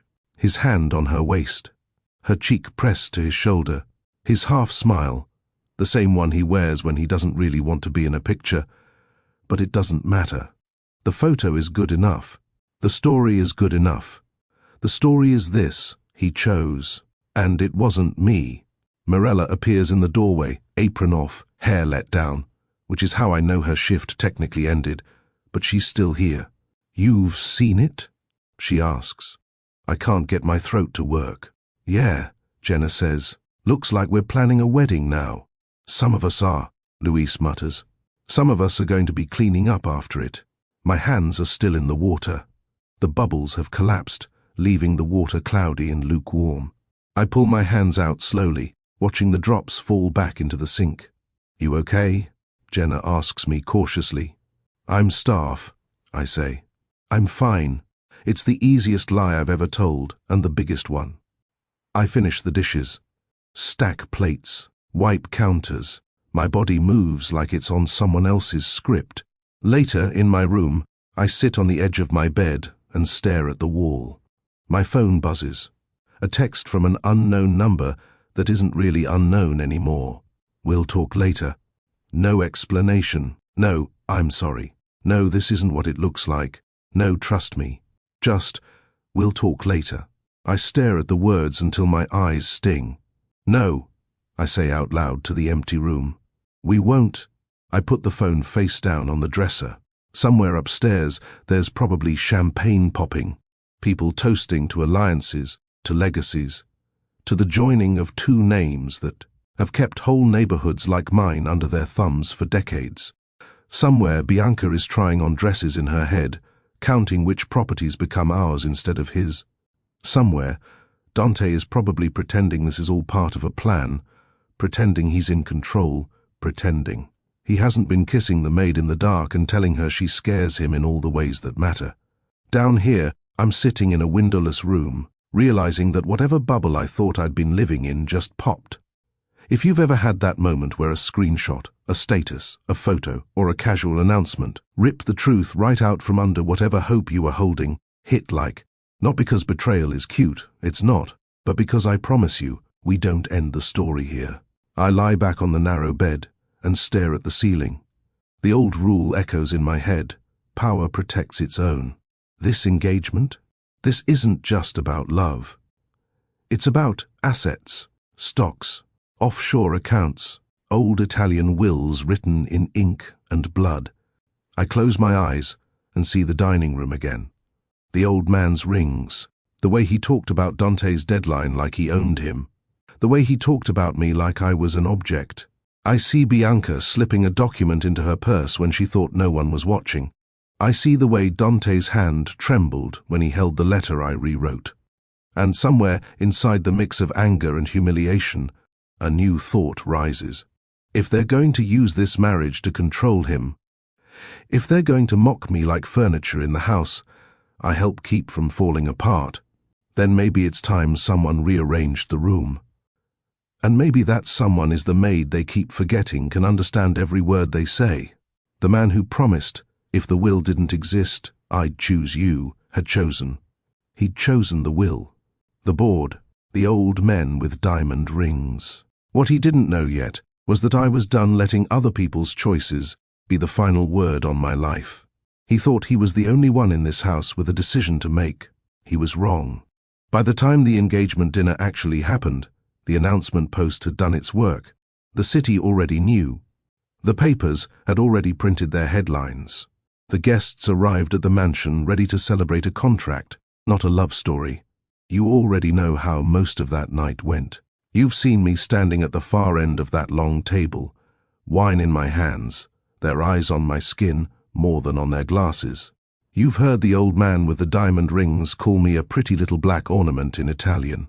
You've watched Dante stare into his wine like it was safer than looking at me. You heard my answer. Calm, fluent, lethal. If I'm just a doll, you should be careful. Dolls see everything.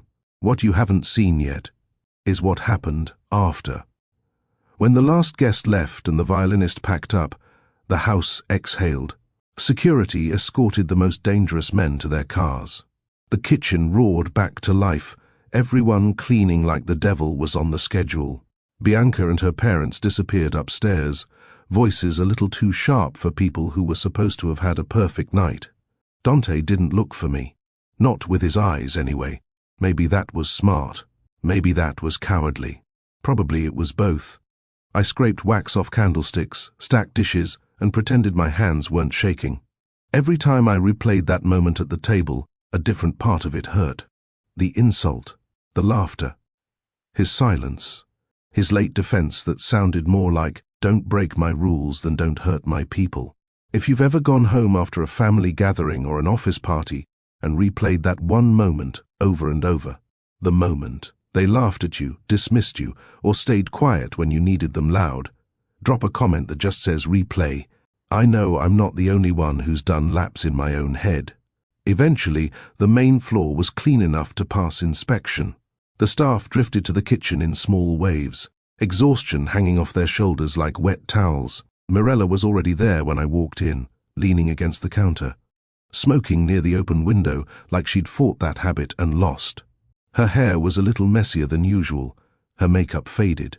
She'd worked just as hard as any of us, just with more responsibility and less room for mistakes. I filled the kettle, let the water run a second too long, just to hear something that wasn't my thoughts. "You made quite an impression," she said finally. I didn't turn. On who? I said. The old man who found out his doll talks, or the fiancée who hates having her illusions interrupted during dinner. On everyone, she said. Cameras saw everything. So did half the house. Security is already replaying clips. Let them, I muttered.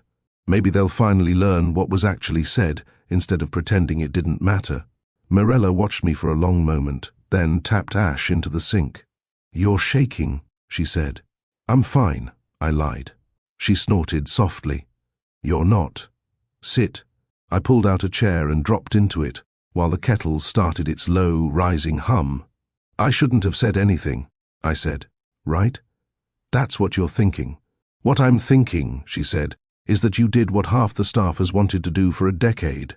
You just happened to be the one with the language and the nerve at the same time. That nerve might get me fired," I said. "Or worse," she replied calmly. A silence settled between us. Not comfortable, not hostile, just heavy. "You ever get tired of swallowing it?" I asked. "The names, the jokes, the way they throw things on the ground so you'll bend like it's some kind of trick?" "Every day," she said, "but my kids like eating, and I like them being alive." The kettle whistled. I got up, poured hot water over a tea bag in a chipped mug, and sank back into the chair.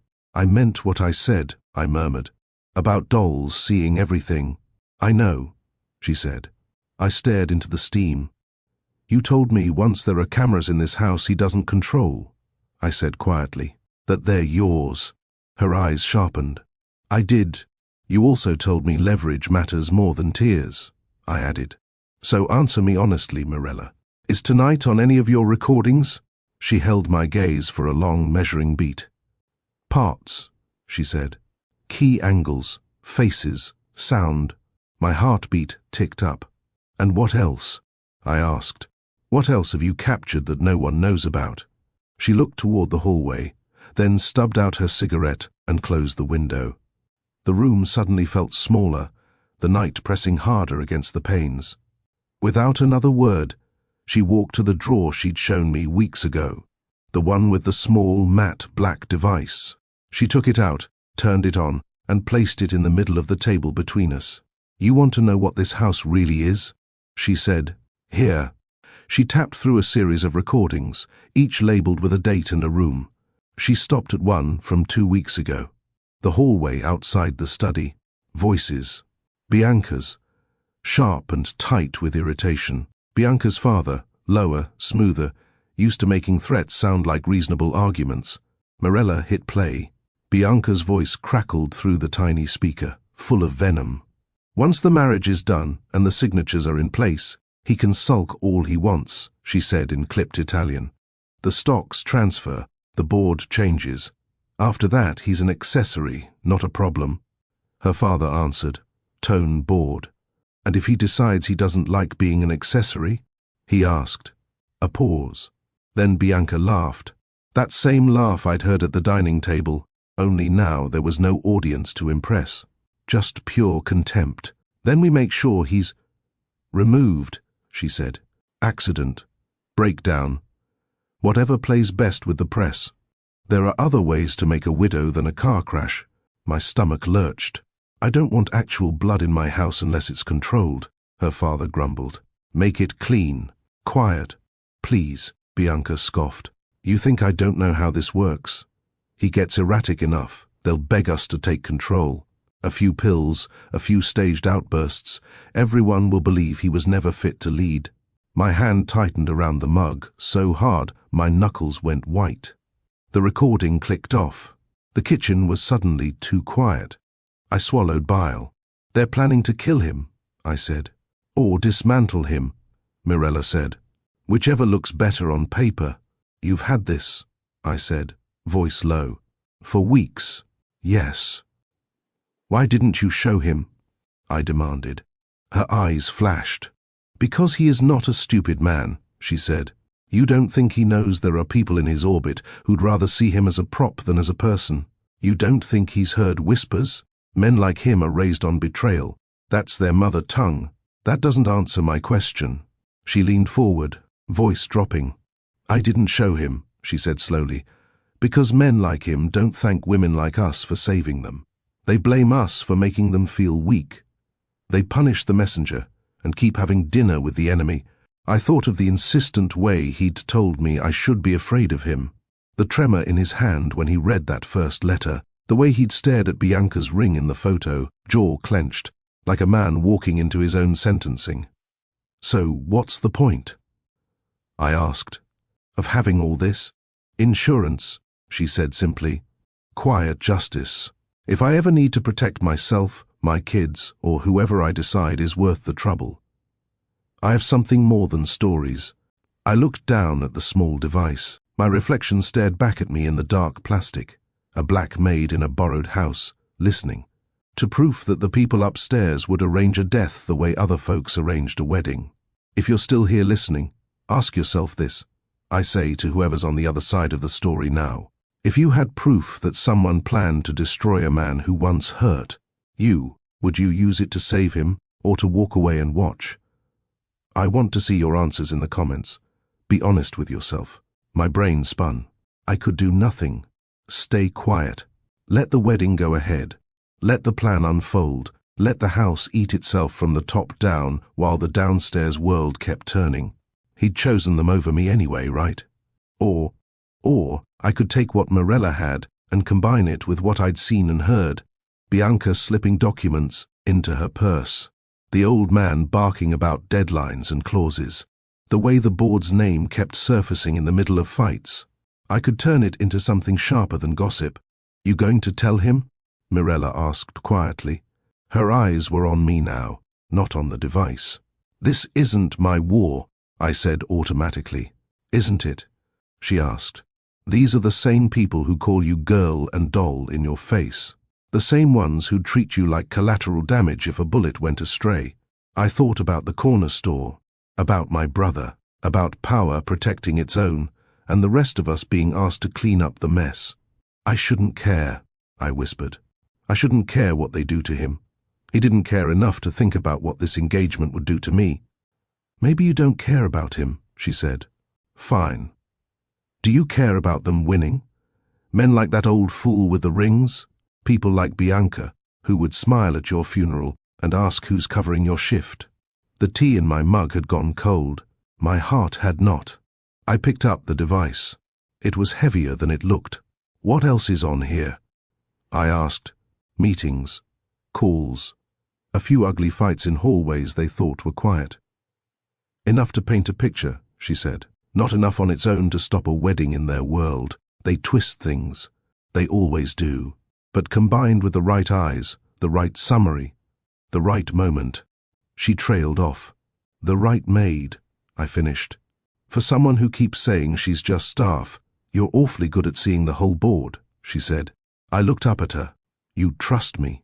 I asked. She shook her head. I don't trust anyone in this house, she replied. I just pick who I'd rather be standing next to when it starts to burn. The choice sat in front of me like a third cup on the table, one hot, one cold, one full of something I couldn't name yet. I'll need copies, I said at last, of everything. And I'll need time. You have until the wedding, she said. After that, either you fix something, or you get out. You won't survive the way things are lining up. Do you have a backup of these files somewhere else? I asked. Or is this it? She smiled, small and humorless. Sweetheart, she said, you don't grow old in this business without duplicating your insurance. There's a drive off-site, but this, she tapped the device, is what you can use without dragging my kids into it if it backfires.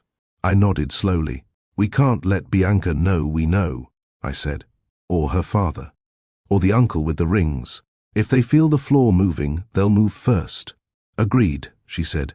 And Dante. I thought about his hand on my face, his mouth on mine, his silence at the table, his confession at the window, that he'd lose himself whether he married or refused. I don't know what Dante is yet, I said. A victim, an oppressor, both. Neither. But I know this, if they take him out and win, people like them get to write the story, and people like us stay the villains for daring to speak. So you're going to save him, she said. I'm going to save the truth, I said. What he does with it is on him. I copied the files that night. Morella showed me how to hook the device up to an ancient laptop she kept in a locked cabinet. We watched the progress bar crawl across the screen, both of us too seasoned to say anything dramatic out loud. When it was done, she handed me a cheap, unmarked thumb drive. This is yours, she said. Hide it somewhere no one will think to look. And don't be heroic. If it comes down to your life or this drive, you pick you. I slid it into my pocket. In my room, later, I pulled the mattress away from the wall and taped the drive. Beneath the metal frame, where dust gathered and no one bothered to check, I lay in bed, staring at the ceiling. The faint hum of the air vent the only sound. He was upstairs somewhere, maybe trying on masks for the wedding. Groom, Don, son, future target. I was downstairs, already holding the first weapon that could break their script. A Maid, a thumb drive, and the knowledge that every empire underestimates the person wiping its flaws. Power protects its own. But that night, as I closed my eyes, a new thought settled over me like a second skin. Sometimes, power has no idea who its own really are, until the girl it called a doll stands up and rewrites the ending. And whether you're watching this in a room that smells like money, or a room that smells like struggle, remember this: the people who think you don't understand them are often the ones you understand best. The morning after I hid that thumb drive, the house felt different, not louder, not quieter, just tilted. Like I was walking through the same rooms, but the floor had shifted half an inch to the left, and only I could feel it.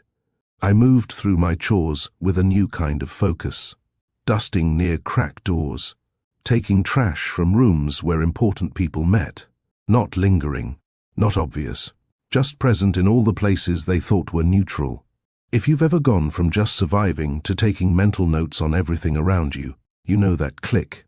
Drop a switched on in the comments if you've had that shift, where you suddenly realize you're collecting evidence, not just memories. In the study's trash one afternoon, I found shredded paper. Not in the normal bin, in the small one near Bianca's preferred chair. I dumped the bag into a larger one in the hallway, and as I tied it, my fingers brushed something that felt like thicker stock, legal paper. Half an hour later, in the laundry room alone, I opened the bag and fished out the shreds that mattered. It was tedious, annoying, exactly the kind of detail work I'd been doing my whole life. Only now, it wasn't folding napkins or rolling silverware. It was piecing together the outlines of how they planned to trap him. In my room that night, I spread the scraps on the bed. Tiny printed words: board review, unfit to lead, transfer of controlling interest upon declaration of mental incompetence, contingent upon legal marriage to Allegretti heir. There it was, in black and white. They weren't just planning to use the marriage as a merger. They were building a legal case to declare him unstable if he pushed back. You marry her, you lose control slowly, I murmured to the empty room. You fight, you lose it all at once. I took photos on my cheap phone just in case, screenshots for a life or death group chat of one. Over the next 2 days, patterns emerged. In overheard half conversations, in files left on desks for just a moment, in the way certain board members called more often, voices tight and polite and threatening. What if he refuses? Someone asked outside the office one evening in quick Italian. Then we move up the timetable, another answered. Leverage the will, the market, the press. No man is irreplaceable. My Italian caught every word. My blood caught fire. At night, he still texted, less often. Shorter messages. Busy. Bored won't stop. Need coffee. One night, he didn't text at all. I went upstairs with coffee anyway, just in case. His office door was open a crack. Inside, he was sitting on the couch instead of behind the desk. Jacket off, shirt collar open, tie on the table like he'd ripped it off instead of untying it. He looked done. Not in the dramatic way, in the quiet, dangerous way of someone who's been told for too long that there are only 2 choices, and both end with him losing. I didn't call you, he said without looking up. I brought coffee anyway, I said. And sugar. You look like you've been chewing nails all day. He huffed out a breath that might have been a laugh in a kinder world. I set the tray down and waited. Normally, I'd leave. Tonight, I didn't. Rough day at the office, boss? I asked lightly. He glanced up at me, green eyes tired, defenses thinner than usual. They want me to sign 3 different versions of myself away. he said. One for the board, one for her family, one for the press. And what do you want? I asked. His jaw clenched. He didn't answer. Want me to tell you? I said, because I think you do know. You're just hoping if you stay exhausted enough, you won't have to admit it. He sat back, exhaling slowly. You talk like you've never been owned by anybody, he said. I have, I said. By rent, by medical debt, by men who thought love was something you turn off when it gets inconvenient. It's why I know what it looks like on someone else's face. I stepped closer almost without thinking. His eyes tracked the movement. Don't, he said quietly. Don't what? I asked. Don't look at me like I'm worth saving, he said. It makes it harder to do the wrong thing. Maybe that's the point, I said. We were close enough now that I could see the gold flecks in his eyes, the faint stubble. On his jaw, the way his shoulders were hunched, like he was bracing for another hit. My hand lifted of its own accord. I brushed my fingers along his jaw, feather light, like I was testing if he was real. He closed his eyes for half a second, leaning into the touch like someone starved for it. It was stupid, tender, so much more dangerous than those hungry kisses had ever been. I'm engaged, he said, voice rough. I know, I said. Doesn't stop you from dragging me into your mess. Why should it stop me from reminding you you're human? His eyes opened. They were softer than I'd ever seen them. He caught my wrist gently, thumb tracing the inside where my pulse beat. It was nothing. It was everything. Don't get used to this, he murmured. I'm not, I said. I pulled my hand back first, because if I didn't, I'd forget what I was here to do, and it wasn't to fix. A man who'd already shown me how far he'd go to obey a dead father's will. It was to make sure no one else got to write his ending for him. Drink your coffee, I said, stepping away. You'll need your brain working when this all blows up. His mouth quirked, but his eyes stayed serious. Blows up, he repeated.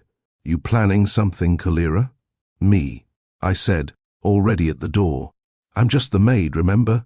I left before he could press.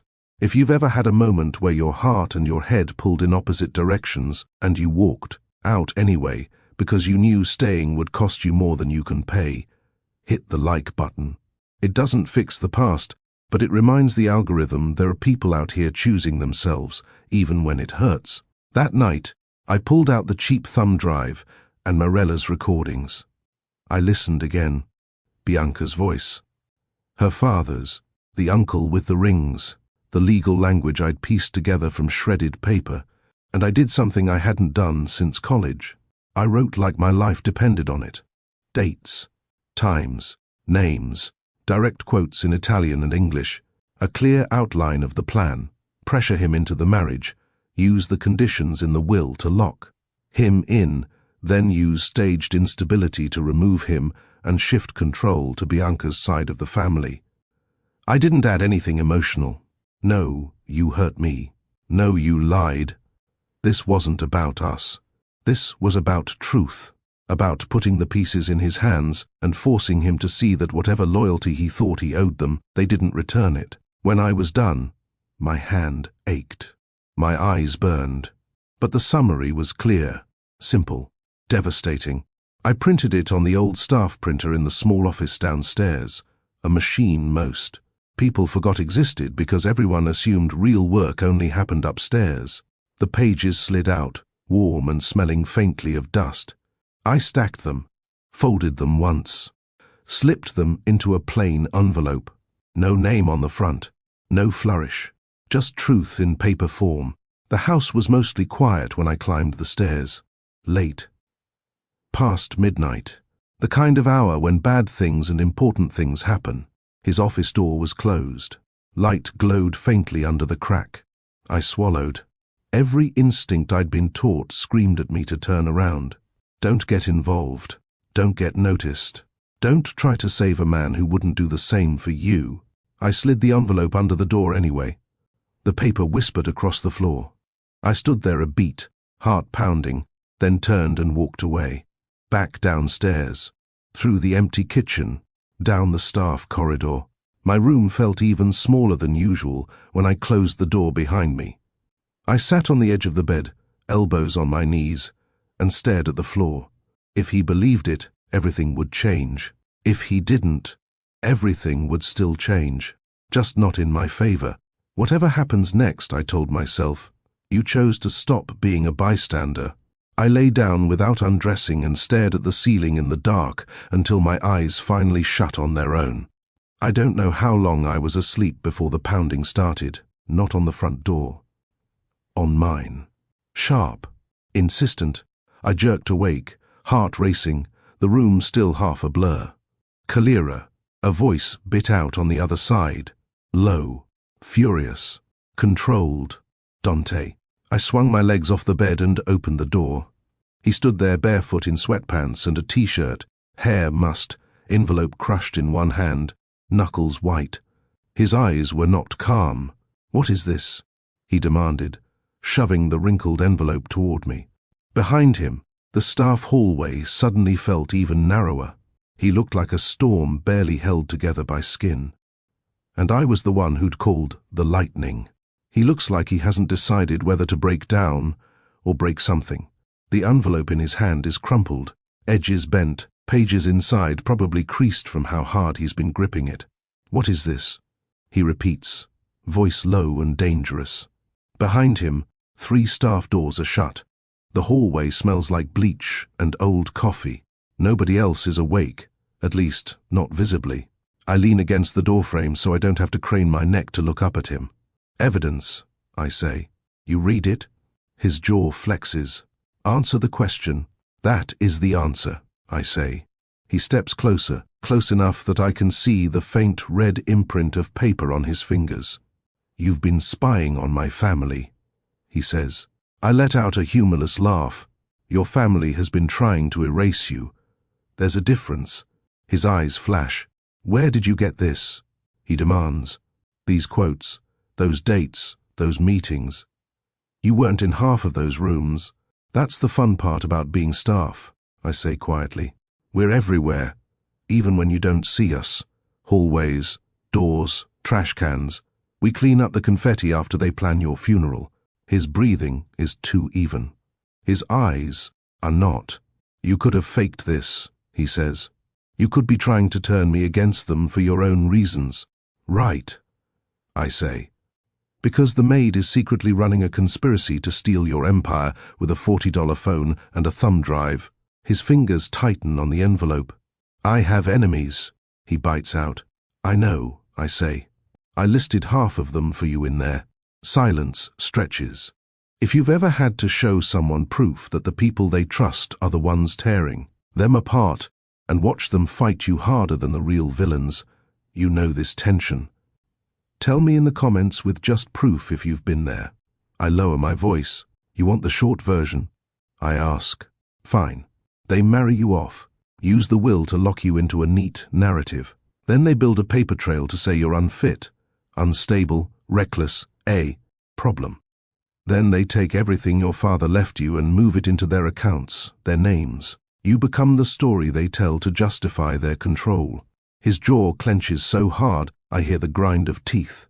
"No," he says. I arch a brow. "You think Bianca was shredding grocery lists in your study? Or that her uncle just happened to mention accelerated asset transfers while complaining about the wine?" He stares at me like he wants to argue and can't find a foothold. "Come with me," he says suddenly. He turns, already moving down the hall. "I'm not." I start. He looks back once. "Please," he says. That word lands harder than the anger. I follow. We cut through the sleeping house, up one corridor, past the dark kitchen, up a side staircase I've never used. He pushes open a door, and we step into a small, rarely used sitting room off the main. Office. No cameras that I can see, just a couch, a low table, and a narrow window. He closes the door behind us. "Now talk," he says. I cross my arms. "You talk first," I say. "Did you read all of it, or did you get mad halfway through and come bang on my door?" His nostrils flare. "I read enough to know you've been listening to conversations that could get you killed," he says. "You mean conversations about you being declared unfit and possibly removed in a way that plays nicely in the press? I ask. Yeah. Wild stuff. Glad someone was paying attention. His composure cracks just a little. You wrote dates, he says. Times. Rooms. Some of those meetings were private. Private from you, I correct. Not from the walls, or the hallways, or the staff with ears. I take a breath. Look, I say more quietly. I didn't make anything up. I didn't add adjectives. I didn't twist the meaning. All I did was line it up so you could see the pattern, because right now you're too close to it. They're counting on that. He runs a hand over his face. For the first time since I've known him, he looks less like a don and more like a man who hasn't slept in days. Which, to be fair, he probably hasn't. Why? He asks, dropping his hand. Why would you do this for me after everything? After the engagement? After the way I treated you at that table? The question is raw, ugly, real, because I'm not them, I say. I don't need to like you to tell you the truth. And I don't need you to love me to refuse to watch them destroy you and call it tradition. His throat works. He looks down at the envelope again, like it might bite him. How much is on that drive? He asks. Enough, I say. Bianca, her father, her uncle. A couple of board members who talk too loud when they think doors are thick enough. You've recorded them? He asks sharply. I haven't, I say. Someone who's been surviving this house longer than both of us combined has. I just connected dots. His eyes lock on mine. So there's more, he says. Somewhere. I'm not giving you locations, I say. I'm not dragging someone else into this without their permission. That summary is all you need to decide if you're going to keep lying to yourself about what this marriage is. His shoulders drop an inch. What do you expect me to do? He asks. Call it off? Walk away? You think they'll just let me bow out gracefully? No, I say. I think they'll try to spin it, threaten, blackmail, maybe worse. But at least you won't be walking blind into a trap they handcrafted for you. He laughs once. It sounds broken. You have no idea what happens when I say no to men like that, he says. Yes, I do, I say. They get loud, they get messy, they show everyone exactly who they are, which is great, because right now they're wearing wedding colors and pretending they're respectable. His gaze sharpens again. You've thought this through, he says. I've had some free time between scrubbing your floors and dodging racism at dinner, I say dryly. Something shifts in his expression. Anger, guilt, a flicker of shame. He steps closer. I feel the heat of him, the charge in the air that has nothing to do with the weather this time. Kalira, he says quietly. I stiffen. Don't. Don't what? He murmurs. Don't look at me like I'm your conscience and your comfort in the same sentence, I say. Pick one. A corner of his mouth twitches, then drops. He reaches out anyway, fingers brushing my wrist. It's barely a touch. It still sends a shiver up my arm. This is going to get ugly, he says. If I do what you're asking, what you're handing me the tools to do, people are going to come for me, for anyone near me. I know, I say. So, why not run? He presses. You could quit, take what you know, and disappear. You're smart enough to disappear. I've been running my whole life, I say. From gunshots, from landlords, from men who didn't sign up to suffer. I'm tired of moving out of the way every time power decides it wants to step on somebody. His fingers slide from my wrist to my hand, threading through mine like he has no right to, but is doing it anyway. It's stupid. We're standing in a room where walls have ears, where his name is a currency and my life is a rounding error. And he's holding my hand like we're just two people in some cheap apartment trying to figure out rent. Say I believe you, he says. Say I accept every word in this envelope as fact. What then? Then you stop pretending this wedding is anything but a weapon pointed at your own head, I say. You stop letting them aim it. You use what's in there to pull the trigger yourself, on the contracts, on the board's blind spots, on their plan. He searches my face like he's looking for a lie. Why do you care if I live or die? He asks softly. The real question is underneath. Why do you still care if I fall when I already dropped you? I could tell him the noble answer, that nobody deserves to be played like that nobody should die for a signature when the people planning it will still be drinking champagne afterward. But that wouldn't be the whole truth. I care because I was stupid enough to believe you when you said you'd choose me if the will didn't exist, I say quietly. And I refuse to let them be the ones who write the ending to that lie. His grip tightens on my hand. For a second, we just stand there, the weight of too many bad choices pressed into one small room. Then he does something that knocks the air out of me more than any kiss. He lets go, not of my hand, of his denial. Okay, he says. I believe you. The words are soft, deadly. What are you going to do? I ask. He looks down at the envelope. When's the wedding? I press. His eyes flick back up, something steely forming where panic used to sit. Tomorrow, he says. My heartbeat stutters. Of course. These people never give anyone time to think. So, you have less than 24 hours to decide how loud you want this to be, I say. He nods, once. Can you get me digital copies of the raw recordings?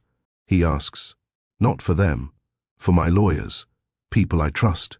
I can get you a sample, I say. Enough to scare any attorney with a conscience. But I'm not giving you the whole ecosystem. They'd try to own that too. That's enough, he says. He reaches up, fingers brushing my jaw, thumbs skimming the edge of my mouth. It's not a hungry touch this time. It's careful, almost reverent. You understand, he says slowly, that if I do this, there's no going back. Not to the way things were, not to who I was. Good, I say. The man who let them insult me at his table and called it control doesn't need to come back. Something like a wince crosses his face. I'm sorry, he says. The words are quiet, weighted. It's not enough, but it's not nothing. I'm not doing this for an apology, I say. I'm doing it so if you walk into that church tomorrow, it's on your terms, not as their puppet. He leans in, forehead almost touching mine, breath warm against my lips. This is the last time, he whispers. We've said that 3 times, I murmur back. His mouth brushes mine, soft, brief, a single line of heat instead of a whole fire. PG-13, my brain notes stupidly, soft enough to play on daytime TV, deep enough to keep me up at night. When he pulls back, there's a decision in his eyes I haven't seen before. Resolve. I'm going to burn their script, he says, in front of everyone. Good, I say. Do it while the cameras are rolling. If this works, he says, I'll owe you my life. No, I say. You'll owe you your life. I'm just the messenger with better timing. Will you be there? He asks. At the wedding? I scoff. Somebody's got to make sure the champagne glasses don't get broken when people start screaming. A ghost of a smile crosses his face. If you're still watching, I murmur to the invisible audience, you know what's coming. We're walking into a wedding that isn't going to end with rice and smiles. Drop a comment if you've ever wished you could stand up at Speak Now or forever hold your peace and actually say something. I step back. Get some sleep, I tell him. Tomorrow, you're going to need a clear head and a steady hand. He nods. Thank you, he says. For what? I ask. For not letting me die as my father's son, he says. I don't answer. I just leave, pulse pounding, the shape of his last careful kiss lingering like a promise I'm not sure either of us deserves. In my room, I lie awake listening to the house breathe. Upstairs, a Don is planning to blow up his own wedding. Downstairs, a maid is ready to press play on the truth if he chokes. Power protects its own. Tomorrow, we find out who its own really are. Weddings start early when the bride's family wants the whole city to see. By 6 a.m., the house is already buzzing. Florists swarm the foyer. Security tightens roots. Staff move like a small army, carrying trays, linens, endless white things. I move with them. On the outside, I'm just another maid in black, balancing fragile glass and keeping my steps quiet. On the inside, my heart is pounding so loud, I'm convinced someone will turn and ask me to keep it down. The drive with Bianca's voice on it is already gone. I slipped a sample file to Dante's most trusted lawyer in the chaos yesterday. Afternoon. Pale man. Tired eyes. The kind who notices more than he says. I didn't stick around to see his reaction.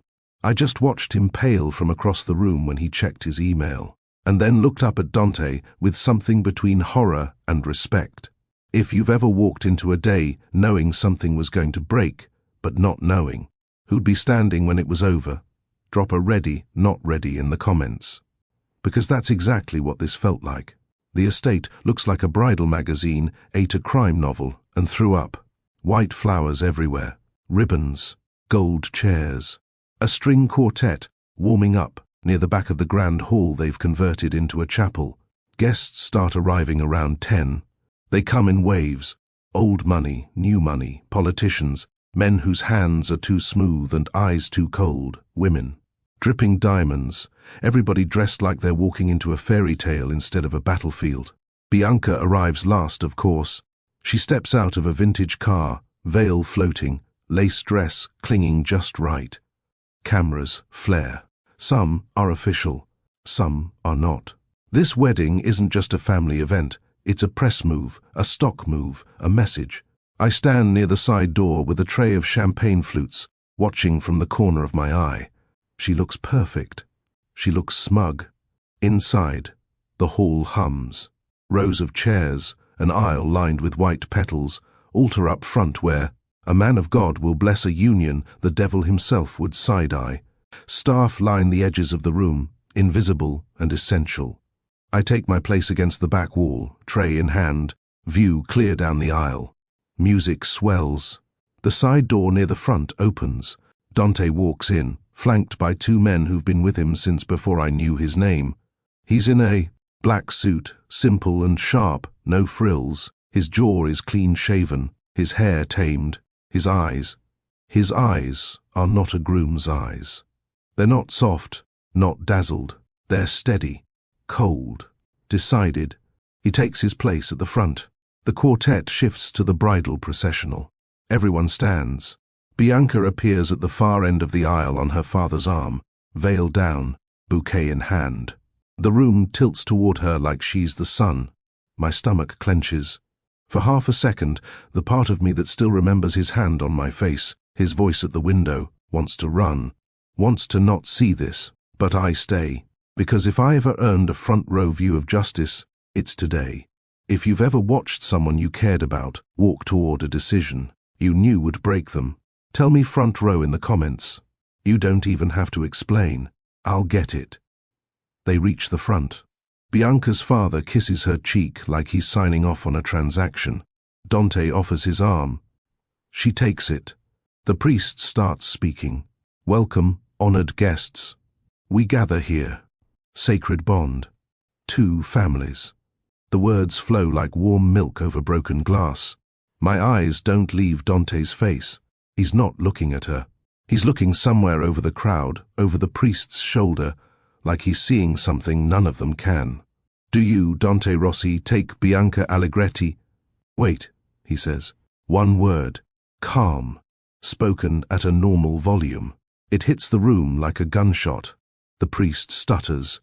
The room rustles. Bianca's fingers tighten around his arm. What are you doing? She hisses under her breath, smile still frozen for the cameras. Dante gently removes her hand from his sleeve. I need to say something before we continue, he says, voice carrying without shouting. For legal clarity. He pulls a white envelope from inside his jacket. Not the crumpled one, a fresh one, heavy, sealed. From somewhere near the front row, Bianca's uncle, the one with the rings, leans forward, eyes narrowing. Bianca's father goes rigid.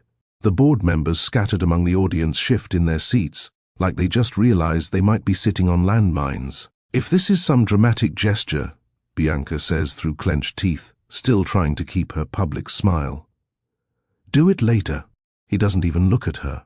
This wedding, he says, gaze sweeping the room, was planned under the assumption that both parties were acting in good faith, that it was an arrangement. Yes, but not a trap. Murmurs. A few cameras, the less disciplined ones, zoom in. Dante holds up the envelope. In the last 24 hours, he continues, my legal team has reviewed. Some information that makes it clear that assumption was wrong. Bianca's smile cracks. Her father stands. "Dante," he says sharply, "this is not the time." "It's exactly the time," Dante says. "Because once I sign anything today, you get what you came for. And I become exactly what you called me in your private notes. Unstable, unfit, and expendable." A ripple runs through the crowd. My pulse spikes. He's quoting directly. From my summary. From their plan. "If you're still here, don't blink.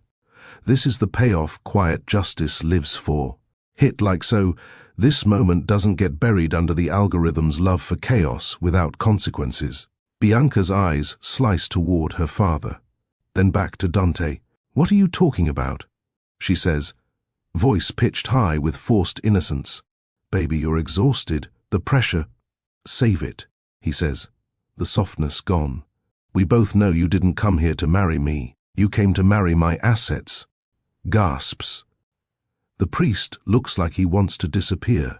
Dante hands the envelope to a lawyer seated in the front row. "You'll find dates, transcripts, and preliminary recordings," he says.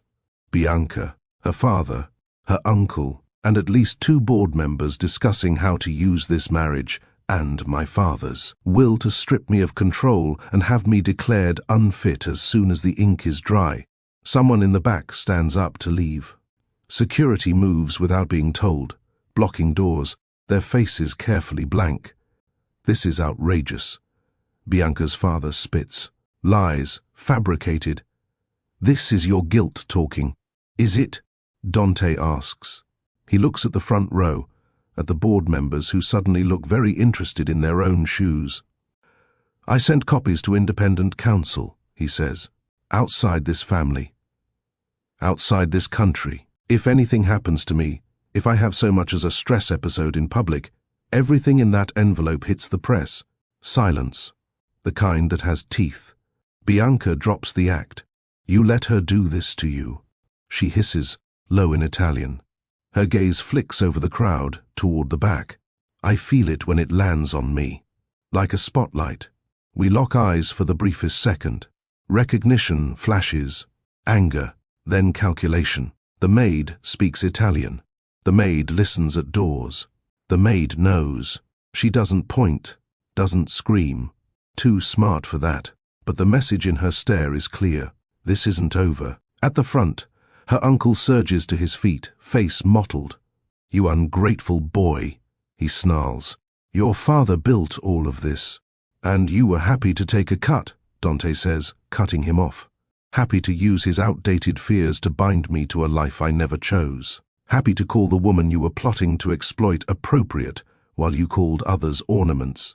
It's petty, but I savor that last word. Ornament, said like it tastes foul. You're making enemies you can't afford." The uncle snaps. "I was born into enemies," Dante says. "What I refuse to do is marry into more." He looks at the priest.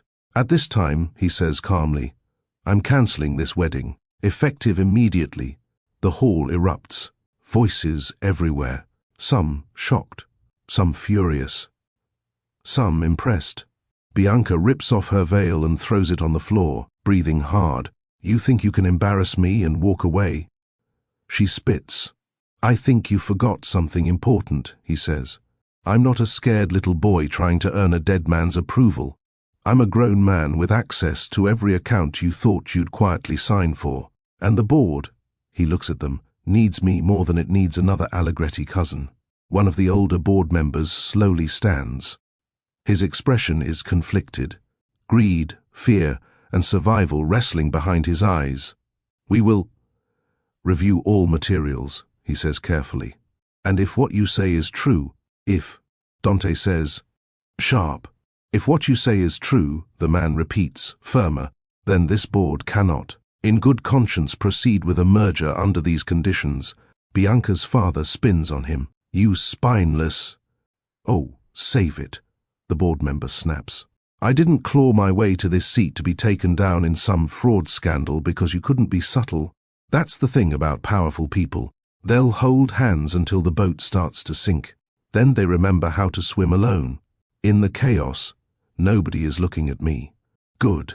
I slide along the wall, staying in the staff shadow, watching the empire crack. Bianca glares at me once more before turning her rage back on Dante. "You'll regret this," she says. "You think walking away makes you noble. It makes you vulnerable." "Maybe," he says. "But at least if I die now, it'll be for my own choices, not as a footnote in your family's quarterly report." Security starts escorting her side's guests toward the exits, firm but polite. The string quartet has stopped playing completely, instruments lowered, eyes wide. If you're still here, drop a twist if this is where you'd have paused the movie to just breathe. Because even standing there, I wanted to hit pause on my own life. Dante turns back to the priest. "Thank you for your time," he says quietly. "We're done here." The priest nods awkwardly, clutches his book, and retreats faster than I've ever seen a holy man move. Guests trickle out, some whispering, some making hurried calls. The hall empties slowly. Finally, it's mostly staff, security, and a handful of board members who look like they're trying to decide whether to back him or back out. Dante scans the room. Our eyes meet. For one breath, it's just us and the mess. He doesn't out me, doesn't say my name, doesn't point and declare, "She did it." He just inclines his head the tiniest fraction, like a man acknowledging someone who just handed him a match at his own execution and watched him burn the rope instead. Then he walks out, shoulders squared, no bride on his arm, no smile on his face. Just a man who chose a different kind of fire. I exhale. My whole body feels like a wrung-out towel. As I turn to head back toward the kitchen, a hand closes around my arm. Not hard, but firm. I freeze. Mirella. Her eyes are sharp, mouth a tight line. "Congratulations," she says under her breath. "You survived the blast." "For now," I say. She releases me. "Bianca's not stupid," Mirella warns. "She'll look for a leak. Her uncle, too. You stay out of their sight lines." "Kind of hard when they think I'm decoration," I say. "Decorations get boxed up," she says. "You're a little more dangerous than that now." She moves off to organize staff, barking orders, turning catastrophe back into work. I stand there for a second longer, fingers still tingling from where she grabbed me, from where my whole future just shifted. If you've ever watched somebody blow up the plan everyone had for them and thought, if they can do it, maybe I can too, hit subscribe and tell me what you'd burn first. An old script, an expectation, a relationship. I read those. That's where the real stories hide. I head toward the side doors, away from the guests, the broken flowers, the fallen veil. The hallway is quiet. Too quiet. There's a rustle behind me. Soft footsteps. I don't have to turn to know who it is. Bianca steps into my path. Lipstick flawless, hair perfect, eyes murderous. We're alone. For the first time since all of this started, it's just me and her. No rings, no priests, no men in suits. Her smile is small and sharp. "You must feel very powerful," she says, voice silky.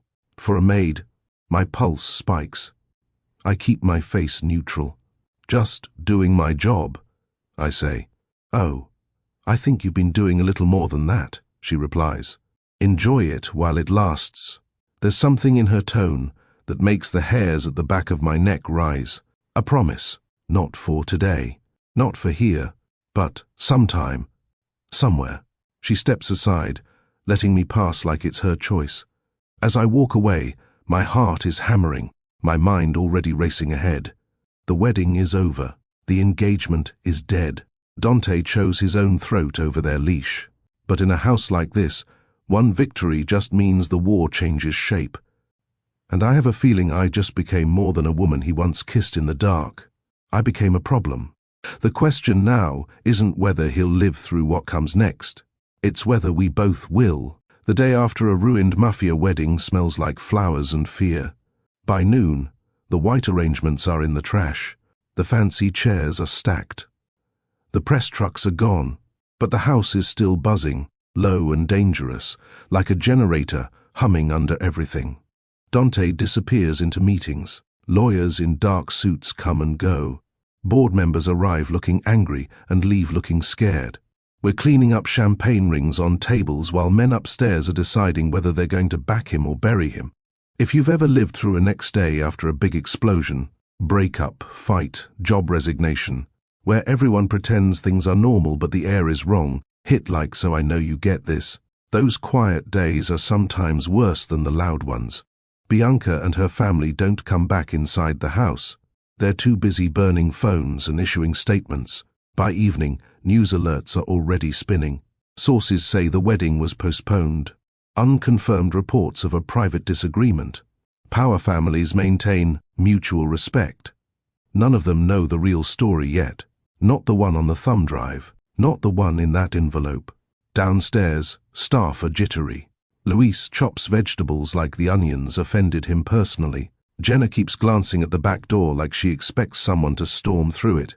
Mirella moves slower than usual, watchful, as if the building itself might snap. "You're quiet," she says, as I wipe the same counter for the third time. "I just helped blow up a Mafia marriage," I say. "Not sure what the standard mood is for that." She huffs. "Proud," she says. "Terrified. Hungry. Pick one and keep moving." I pick all three. Late that night, when most of the lights are off and the house has settled into its expensive insomnia, Dante comes to the staff corridor. No entourage, no suit. Just jeans, a t-shirt, and a tiredness that goes all the way to the bones. He knocks once on the open kitchen door. "Walk with me," he says. "If you're still here listening, lean in." This is the part most people don't see, the conversation after the grand gesture, when the cameras are gone and somebody has to figure out what tomorrow looks like. We step out into the back garden. It's quieter than the front. No guests, no cars, just trimmed hedges and a fountain that keeps spilling water like it doesn't care who owns it. He shoves his hands into his pockets. "The board met," he says. "And?" I ask. "And half of them were furious I embarrassed them," he says. "The other half were furious they almost walked into a fraud case. Guess which half is more afraid of jail? Not the ones with offshore accounts," I say. A ghost of a smile tugs at his mouth. "They agreed to an audit," he continues. "Independent, public enough that no one can bury it. Allegretti Holdings are already scrambling. Some of them will walk, some of them will cut deals. Bianca will pretend she was misled. And you?" I ask. "What did you agree to?" He looks at the dark outline of the house. "I'm stepping down," he says. "Not just from the ceremony, from the throne." My breath catches. "What does that mean?" I ask. "It means I keep a minority share," he says. "Enough to push for change, not enough to be the face they shoot at when something goes wrong. The board will bring in new leadership. Less blood, more, spreadsheets. Legit?" I ask. "As legit as men who've been dirty this long can get," he says. "Some will cling to the old ways. Some will leave. But the empire isn't mine to carry alone anymore. And I'm done pretending I want it." I study his profile. "You did it," I say quietly. "No," he replies. "We did. You lit the fuse. Don't romanticize it," I say. "I handed you proof because I refused to let them write you as the villain in a story they starred in. You could have ignored it." "I almost did," he admits. "Right up until I pictured you sitting in the back of that hall, watching me sign my own death warrant while they toasted." "Guilt is a decent motivator," I say. "Maybe," he says. "But so is not wanting to be the man who let them call you a doll and stayed quiet." He looks at me then, really looks, like he's bracing himself. "You're not safe here," he says. "I figured," I say. "Bianca's family. They'll look for someone to blame," he continues. "They'll suspect leaks, staff, security, maybe even the board. You're smart enough to know you're high on that list." I swallow. "And?" I ask. "And I have a place," he says. "Outside the city, a small house. Legit project. I bought it before any of this, thinking maybe one day I'd hide there alone. I don't want to be there alone anymore. There it is, not dressed up, not wrapped in flowers. Just a simple offer sitting between us with 100 complications attached." "You want me to run away with you," I say. "No," he says. I want you to walk toward something with me. There's a difference. I let out a breath I didn't know I was holding. Who would I be there? I ask. Your maid? Your mistress? Your guilty conscience on payroll? My partner, he says, without hesitation.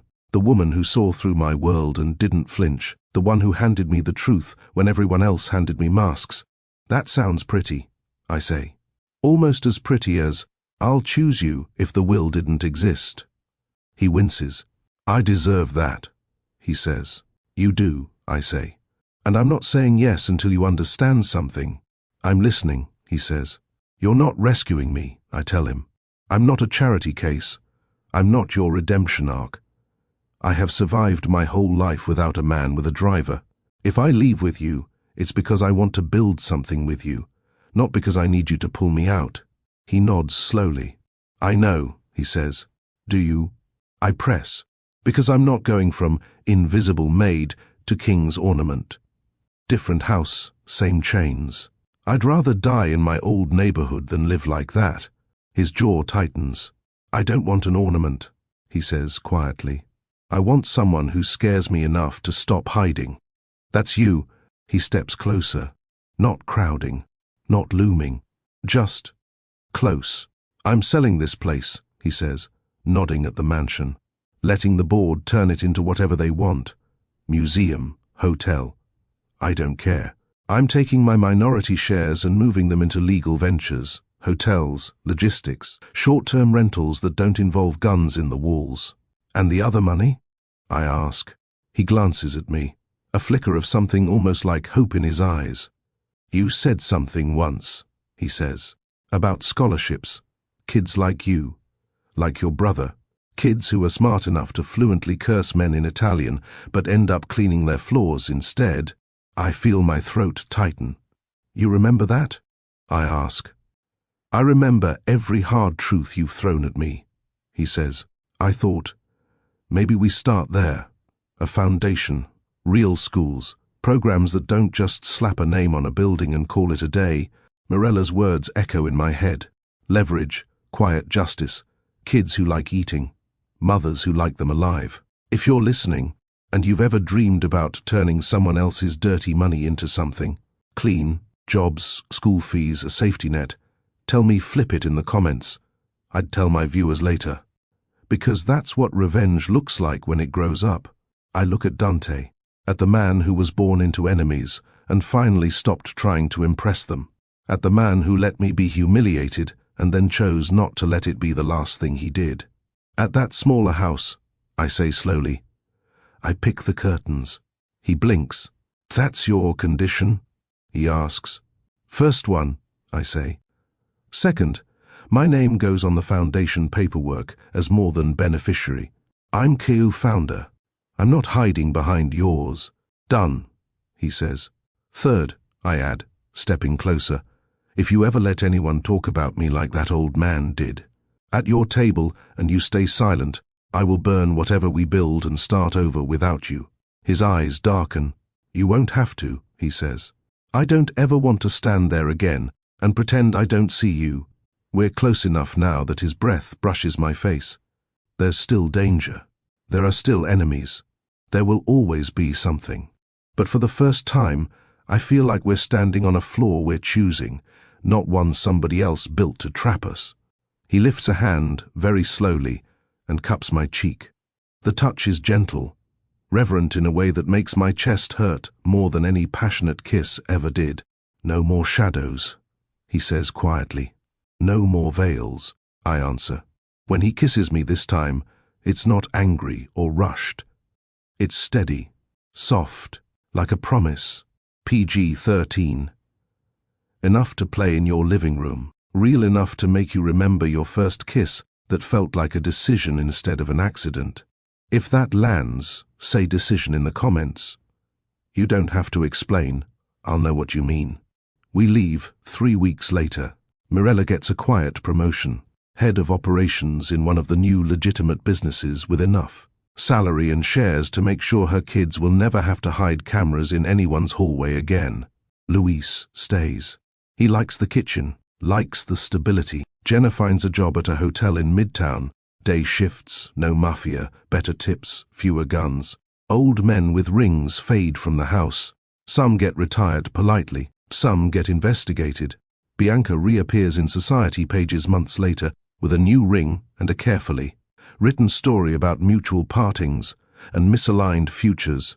Anyone who knows how to read power can see the cracks. We don't go back to Atlanta right away.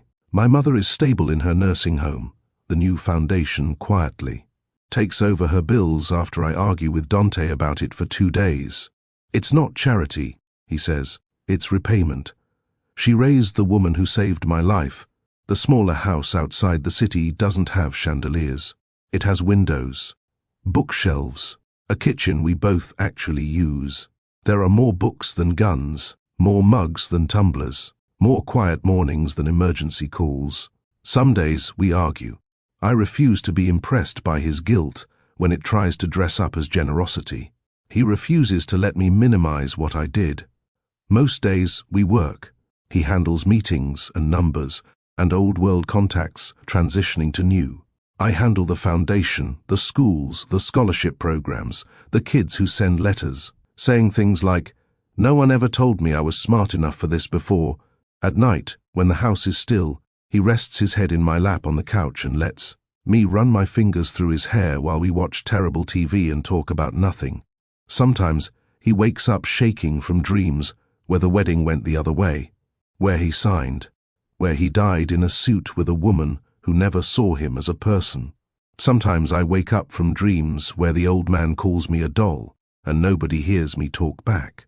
On those nights, we hold each other like armor, like we're both still a little surprised we made it out. Years later, I sit at a small wooden table with a laptop open and a mic on. The story you've been listening to, the insults, the kisses, the thumb drive, the ruined wedding. I'm recording it for the first time start to finish. Not for the board, not for the cops. For you, for the girl watching from a room that smells like struggle. For the man listening from a car outside a job he hates. For anyone who's ever been called less than and quietly collected receipts anyway. I will never love you, and I will dedicate every day of this marriage to making sure you're miserable. I repeat into the mic, that first line rolling out steady. Those words weren't meant for me, I remind you. They were meant for the woman I was never supposed to be.